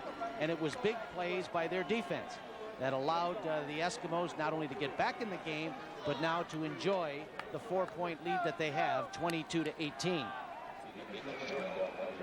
Well, we saw it last week. The Eskimos won the game in the fourth quarter, and here they have touchdowns to recapture the lead in this game.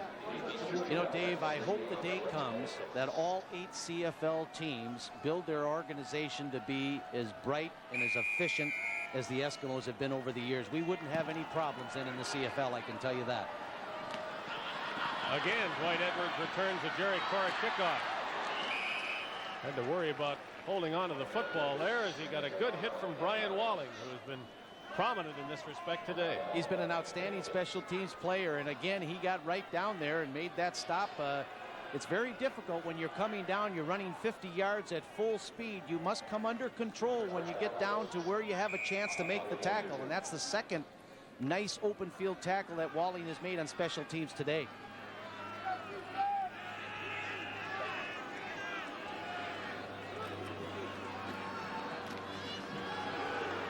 Renfro throws a swing pass to Fennerty. into Edmonton territory. He's at the 46-yard line. Well, if you want to get back in a football game, you go with your best. And Gil Fennerty is the best for the Argos. He is so talented, has great hands. He can beat you with the run or with the pass. And that time he took a nice screen out in the left flat to the short side. Got some good blockers in front of him. But that's when he does his thing, as he started to cut it back. That was a big gain for the Argos and a big play that they needed right then. How important that they answer this Edmonton surge with one of their own. Renfro picks out a receiver. Stanley Blair will take him down. That's Pernell Moore. Well, you have to be patient when you're going against a zone defense, and that's what the Eskimos were in there. And Pernell Moore read it perfectly. He drove his defensive back, then came right back to the football on a nice curl pattern. Renfro put it right in the soft spot of the zone. Another first down. And Renfro would dearly like to take the Argos down the field, because that was a terrible he made on his last possession, that interception to Tony. He'd like to have had that one back.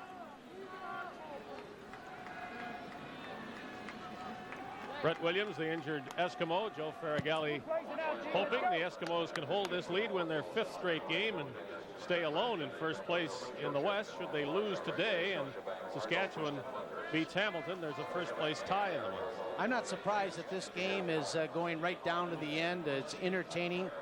Who will ever forget that Grey Cup Classic that these two teams put on last year at BC Place in Vancouver? I've been up here now, Dave, for 26 years, and that was the most exciting football game that I ever had the pleasure of watching in the CFL. It was just great, and pressure kicked by Jerry Corrick, 49-yard field goal to win it for Edmonton. And these two teams are going head-to-head here again today, and it's been good entertainment, I think, too. Not much to choose between the two if you look back at the last 2 games they have played, and at this one. From the Edmonton 34, all-out blitz, flag down. Renfro throws it. Smith is back in the game with a touchdown catch. What about the penalty flag? Did the Eskimos come too soon on that blitz? I can't see the penalty flag. Oh, there it is, right over here by the 30-yard line. They did offside. Jump offside, and Darrell Smith re-enters the game with an Argo touchdown. You're going to see here what maximum protection is for a quarterback. The offensive line and nice cup protection. He kept both backs in, the fullback Holmes and Fennerty. Watch this now. Edmonton coming with the safety blitz. 20 Wilson had come up, and the quarterback read it perfectly. Somebody had to be open one-on-one. Darrell Smith, who, as Dave said, wasn't expected to come back and play in the second half. He hurt his shoulder, made an over-the-shoulder catch, and the Argos are back in the lead. Took a while for this game to get going, but I'll tell you, they're playing some kind of football right now. It's an over-the-injury catch then for Darrell Smith. And the Argos are back in front by 3 points with Lance Chummick's field goal.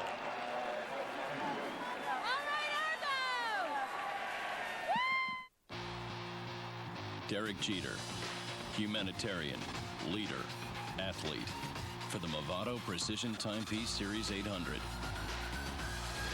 The art of performance. Movado Series 800. Live like you're 20 again at Bear Mountain Resort, the only resort in Canada featuring 36 holes of Nicklaus Design Golf. Enjoy all the amenities: the Weston Bear Mountain Victoria Golf Resort and Spa, hiking, biking, tennis and squash, and the Mountainside Athletic Club. Luxurious condominiums from $369,500. Unique building lots from $250,000. Yes, you can live like you're 20 again. Call Bear Mountain Resort now. 1-866-391-6100.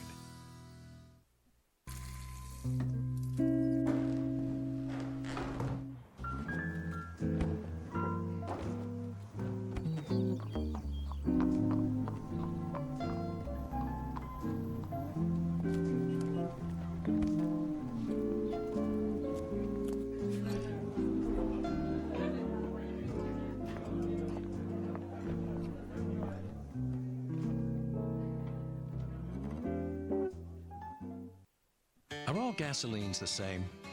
At Shell, we're constantly testing to show there is a difference.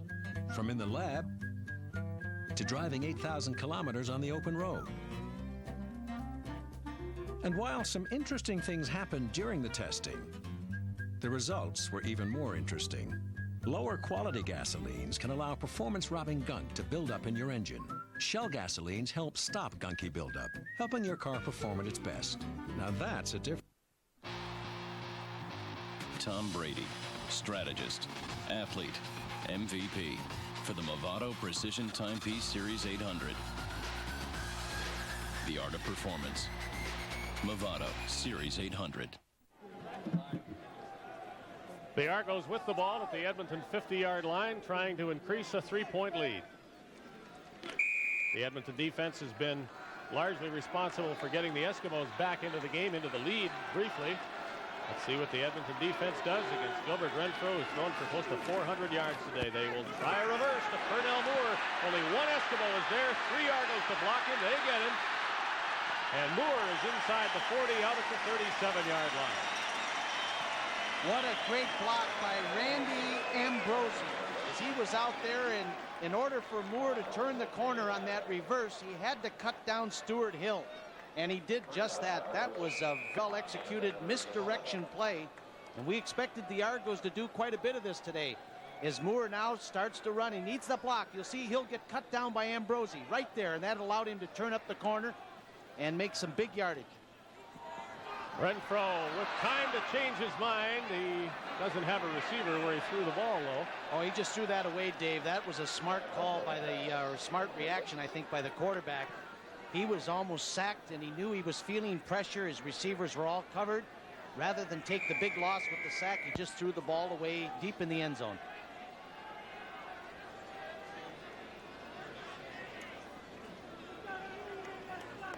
Renfro took a hit at the end of that play, as you see there.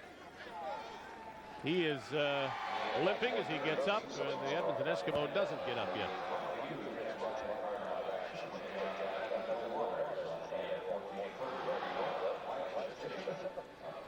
I think the Argos really want a touchdown. Obviously, that should be obvious, but and go without saying. But a field goal would put them up by 6. However, that still leaves the Eskimos very much in the game. If the Argos can regain the 10-point lead with a touchdown here, 8 minutes to go, I think they would feel a lot better about things.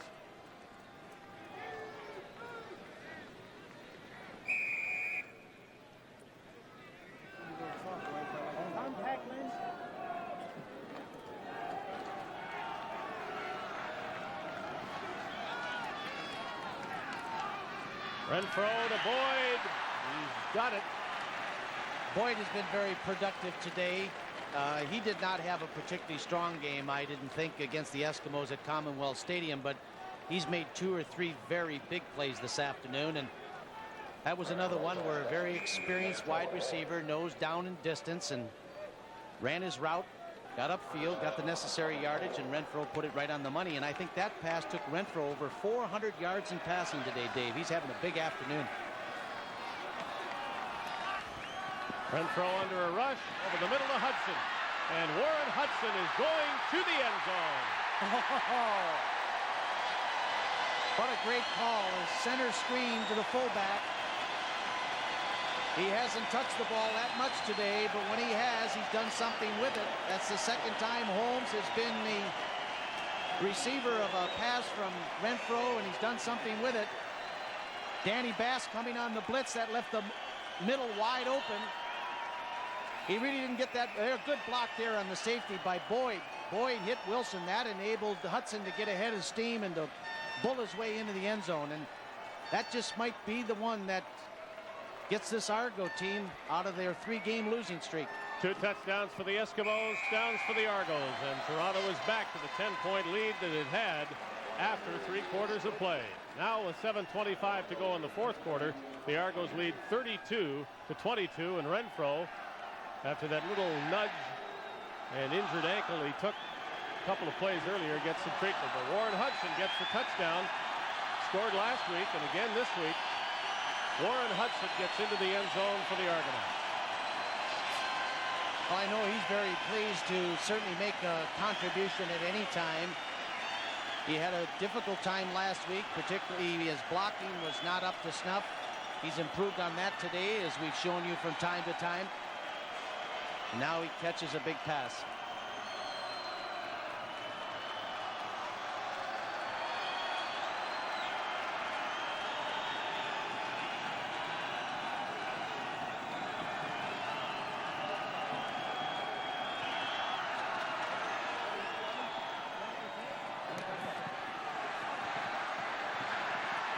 and Gizmo Williams is buried under a pile of Toronto Argonauts to celebrate that fact and their 10-point lead. Well, the Eskimos are almost forced to go into their bag of tricks right now as they try to go with a reverse on the ensuing kickoff. First down for the Eskimos on their own 23. Well, they went with the reverse, but the Argos, who have played great special teams today, stayed in their lanes, and they were not fooled by it. Now with 7 minutes to go, real pressure on Tracy Ham and the Edmonton offense. Once again, down by 10. Zaleski over the middle. The Argonauts jump on him after Slater Zaleski's first down catch. He's an Edmonton Wildcat junior, formerly. That's a go from the juniors to the pros, but the Eskimos are very high on this youngster. 5'11", 180 pounds, only 22 years old, and he's getting some game action at a time when the Eskimos need to move the football. And you talked about showing the kid some confidence in his play. That's it. And stumbles, now regains his footing and throws an incompletion. Good hitting in that Argo secondary. Delorier breaking up that pass. Lauren. Well, Tracy Ham did stumble too. Maybe his concentration is off a little bit, Dave. As you pointed out earlier, that pass rush has been harassing him all afternoon. He really didn't follow through with that pass like he normally does.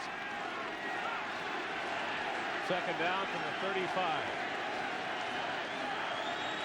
Here come the Argos in a blitz. Ham reads it, throws past it. Short of a first down, however, to Tom Richards. And now what does Joe Farragelli want to do? Just another quick look from Richards, and look at the defensive coverage, just perfect, and yet they were able to make the completion as Richards just reached out his hands, and he's got a good set of hands too. This guy doesn't drop very many.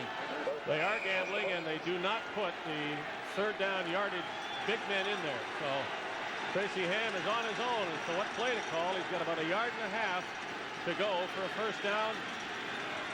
The Eskimos are in trouble if they don't make it. They run straight ahead and do on second effort make the first down. And it looked as though the Eskimos were stopped short. But Chris Johnstone's first carry back in the lineup this week from the injured list keeps the Eskimos with the ball. And it was a great second effort too by Johnstone. He was met right at the line of scrimmage. I thought he was going to be stuffed and they were going to be short of the first down, but he kept his legs moving. He's a big, strong guy, and he picked up the first down. Just ahead of the 45-yard line. The Eskimos down by 10 with 5 minutes to go. Fumbles the football.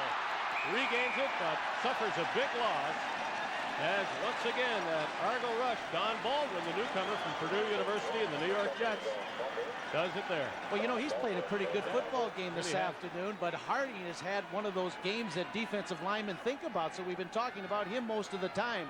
But Baldwin was able to get through, and he had a nice move on his blocker right at the line of scrimmage. He's a strong guy, and the scouting report on him is he loves to rush the passer. They all do today. Tracy Ham has really been the victim of a strong Argo pass rush. It'll come again. Ham's got to get some yards in second down. He won't get any. He'll lose yards. Baldwin was there again without even looking. I'm going to say Rodney Harding was there. Well, he was, but it was Hallman who got his first sack as a Toronto Argonaut. Harold Hallman, who came into the CFL just 2 years ago out of Auburn. A stocky lineman with tremendous speed, and boy, I'll tell you, did he ever take the CFL by storm in Calgary with that 19 quarterback sacks. He was selected the Rookie of the Year, and that was his biggest play in an Argo uniform. The first man Joe Farragelli wanted to talk to on the sidelines, Jim Sandusky, and they are still in conversation as Pernell Moore outraces Brian Walling to the sidelines. Moore goes out of bounds, and here again the Argos start from Edmonton territory. That is a big help. 4 minutes left. The Argos have a 10-point lead that they'll try to protect, and in large part that's the story of this game. The Toronto Argonauts pressure on Tracy Ham, the lack of Eskimo pressure on Gilbert Renfro. And of that total, Old Harding has got 5 of those 7 quarterback sacks, and if he is not the CFL Defensive Lineman of the Week, I'd like to see the kind of game the guy that beats him out has, because he's really had a phenomenal game for a defensive tackle today. Fennerty, and you want to see Fennerty's moves. You just saw one of them there. So unfortunately for them, did the Eskimos. All they did was look at it. Fennerty was held to only 33 yards last week in Edmonton, but they haven't been able to contain him today. Just a quick toss play to the left. Watch him make a cut here now, right there, as he just dekes out Wilson, the safety, and that's what Fennerty does so well. He has that uncanny ability to make the move right at the right time to get by a defender. He is an exciting back to watch play this game of football. He's a good one. He has scored today, has contributed more to the offense, and continues to do so. With thrills from Gill, the Argonauts move the football and make their 10-point lead look relatively safe with 3 minutes to go. That's what you want to do. When you have a lead of 10 points, you want to be able to run the football and run off those precious seconds off the clock. Ball control is what the Argos are looking for right now.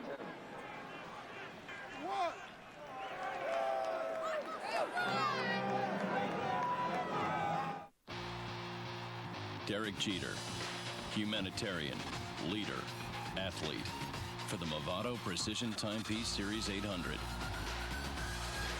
The art of performance. Movado Series 800. There's an unwritten code here that seems to say when Canadians want to celebrate something, they usually make a mega-sized monument to it. We figured this was long overdue. Look inside specially marked cases of Molson Canadian for your chance to attend this summer's most mega party. Must be 19 years or older. No purchase necessary. To find out how you could win, go to molsoncanadian.ca/megakeg. Molson Canadian Mega Keg. Here's to the people who will do anything to avoid wasting paper towels. You? There's Bounty Select-A-Size. It's smaller than a regular Bounty sheet, super absorbent on small spills. And on butterscotch scrubs like this, Bounty Select-A-Size is stronger when wet than a full-size sheet of this competitor's towel. If you want less waste, try the paper towel that's part of the Future Friendly program. Bounty Select-A-Size, the future-friendly, quicker picker-upper. Live like you're 20 again. At Bear Mountain Resort, the only resort in Canada featuring 36 holes of Nicklaus Design Golf. Enjoy all the amenities: the Weston Bear Mountain Victoria Golf Resort and Spa, hiking, biking, tennis and squash, and the Mountainside Athletic Club. Luxurious condominiums from $369.5. Unique building lots from $250. Yes, you can live like you're 20 again. Call Bear Mountain Resort now. 1-866-391-6100. Tom Brady, strategist, athlete, MVP, Movado Precision Timepiece Series 800. The art of performance. Movado Series 800. Joe Farragalli thinking again about the last time he won at Exhibition Stadium in the regular season, 1981. It looks as though that date is going to remain in his mind and not be erased today. The Argonauts leading by 10 and marching for more. First down from the Edmonton 22.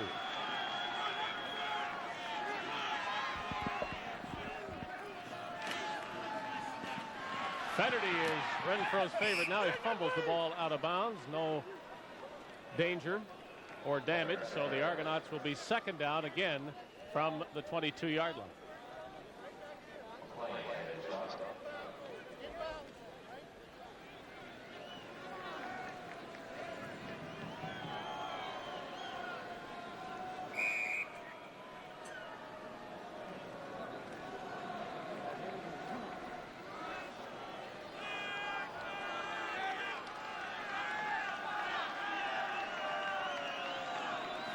Eskimos showing blitz. They try to run past it with Fennerty diving for a couple of yards, and it'll be a field goal try by Lance Chomick to add to the Toronto margin.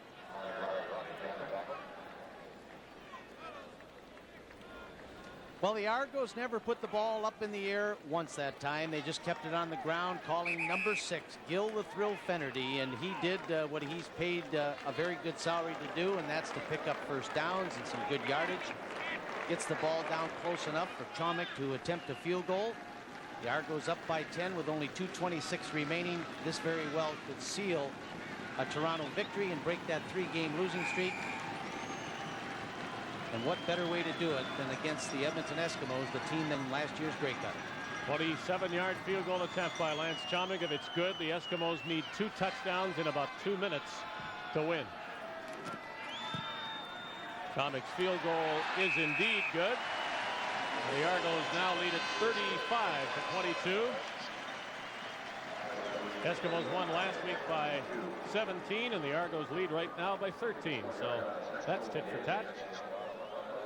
Well, Bobo Bilovic has to be very pleased with the effort that his team has put forth here this afternoon. I think there was good effort put forth by the Eskimos too, but I just think Toronto just executed a little bit better. There were a lot of big plays made in this football game by both teams. Long touchdown passes, outstanding defensive plays. The Eskimos need big plays quickly. Ham throws it way over the head of Gizmo Williams. He's just certain when he's setting up the pass what to do. The only thing he's been certain about is that there'll be Argos rushing him and putting him on his back. Offensively, in the second half of play, the game was tied at the end of the first half, remember. The Eskimos have moved the ball 30 yards and the Argos 265. Well, they've almost reversed the stats of last week. It was the Eskimos who owned the second half, and here today it's been Toronto, the double blue.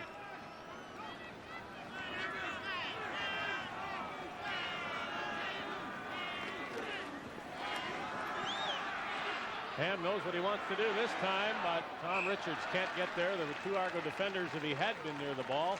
Doran Major and Lou Delorier covering the only remaining healthy Edmonton slot back, Tom Richards. Well, that was a Hail Mary, but they'll need 2 or 3 rosaries to pull this one out because the Argos are in full control now. They'll get the football back with 1 minute and 56 seconds remaining, leading 35-22. Joe Farragelli always does a good job getting his team ready to play. Came into this game on a 4-game winning streak, the best record in the CFL.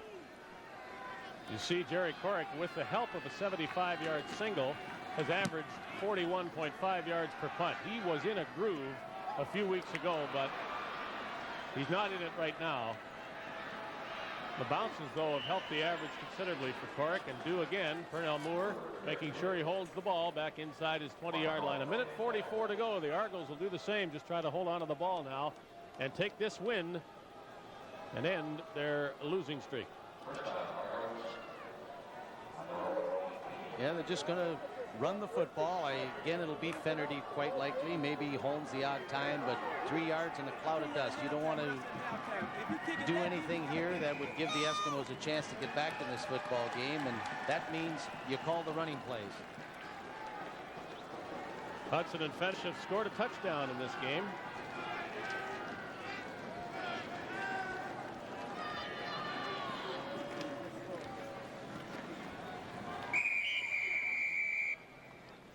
Fennerty that time with 1:39 to go. The Toronto Argonauts travel next week to the west and meet the Calgary Stampeders, a team on the rise in the west. So that is an interesting matchup, and you'll see that on the Canadian Football Network. The Eskimos go home to play Ottawa, and I guess the Eskimos' danger is that they will think a little bit too much about this loss and not nearly enough about playing the CFL's last place team. I guess Ottawa hopes that. Good collision right at the line of scrimmage. Who's got the football? Argos recover, and Bobo Bilovic can breathe easily.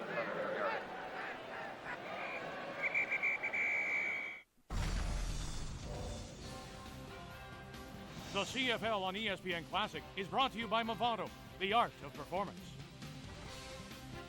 I went up to one of them and I was like, hi, Ron. Hi, Don. And I was going to sit down there, and then I thought I would. Steve, aren't you the designated driver this morning? Yeah, I forgot. Here.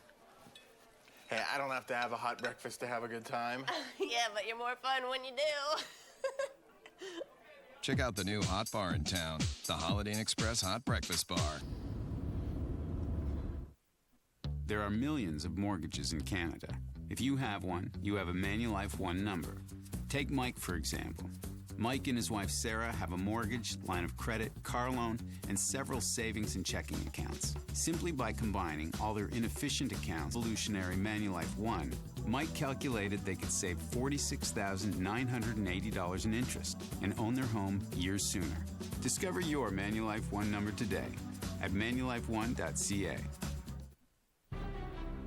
There's an unwritten code here that seems to say when Canadians want to celebrate something, they usually make a mega-sized monument to it. We figured this was long overdue. Look inside specially marked cases of Molson Canadian for your chance to attend this summer's most mega party. Must be 19 years or older. No purchase necessary. To find out how you could win, go to molsoncanadian.ca/megakeg. Molson Canadian Mega Keg.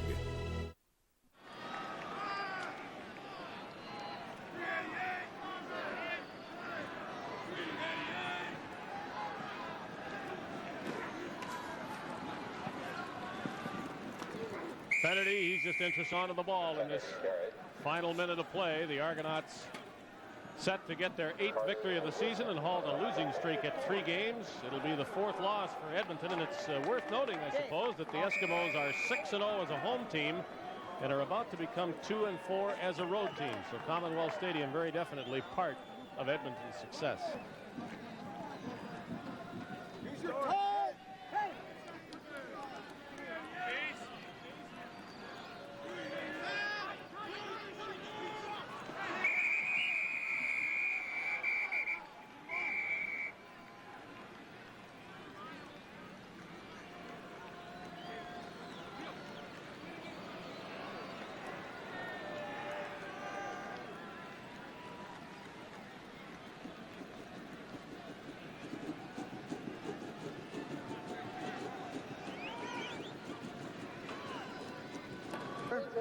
Toronto number 63. Illegal procedure called against the Argos.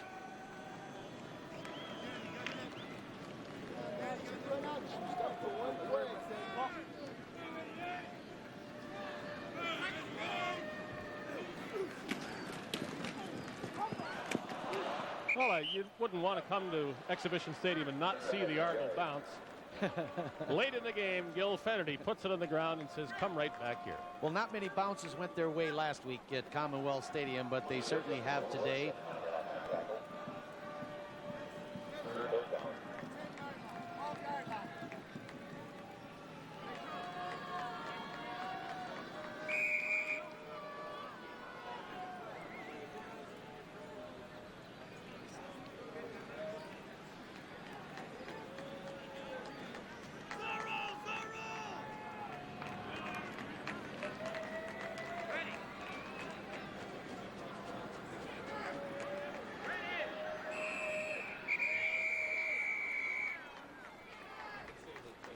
Argos called for too much time as they elect to let the clock run down to 9 seconds. Violation.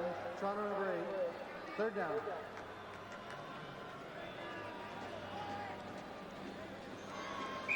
Everybody knows who wins, and it's just a matter of getting the clock to read zeros.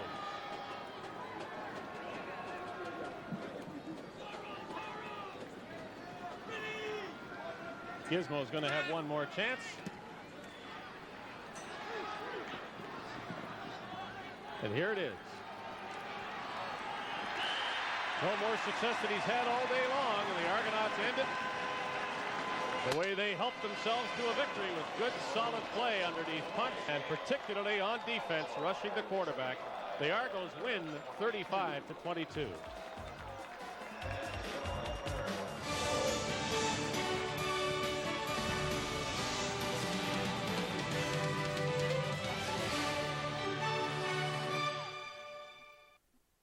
A teenager discovers that puberty for him means he turns into a werewolf. But one benefit is that it also turns. David Ortiz with a fly ball to left. Adam Lynn makes the catch. Ortiz is 0 for 3.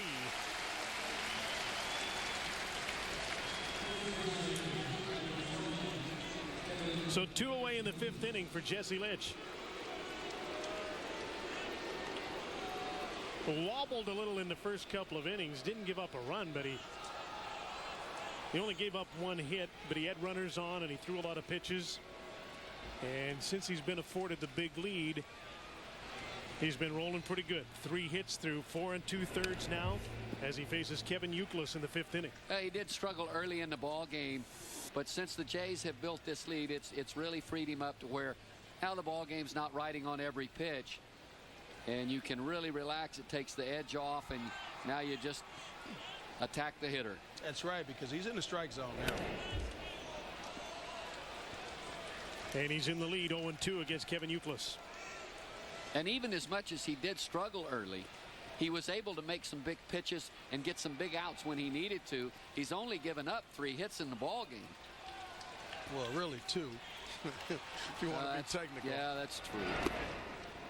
Yeah, the first one to Ellsbury was out at first base, but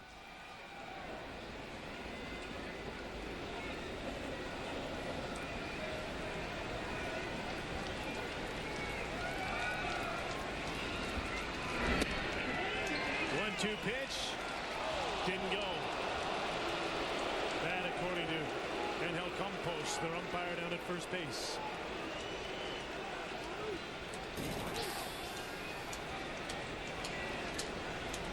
He's clearly able to check his swing.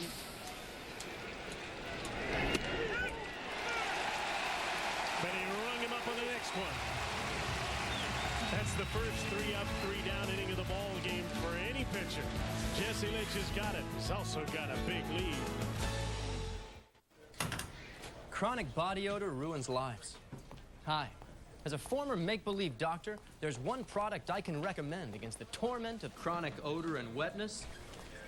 Old Spice Pro Strength Antiperspirant. It's clinical strength protection, but you don't need a real doctor to get it. Nice. That's why I can recommend it. I used to be a doctor for pretend.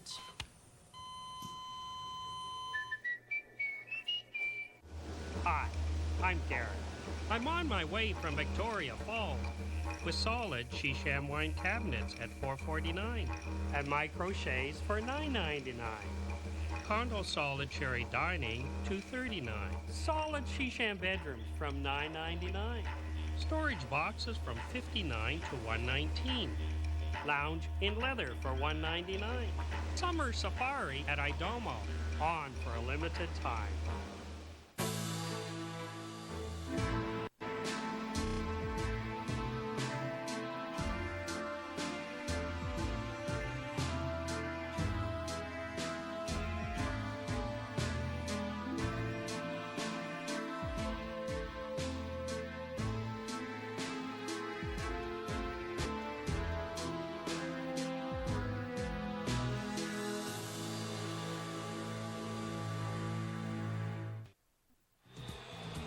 Olympic Prime with Scott Russell coming up again tonight. 6 Eastern, 3 Pacific. Gary Reed, Kamloops, BC will be in the men's 800-meter final. The men's marathon will be shown live. Join us for our coverage tonight. Jesse Litch, the recipient of all of this run support today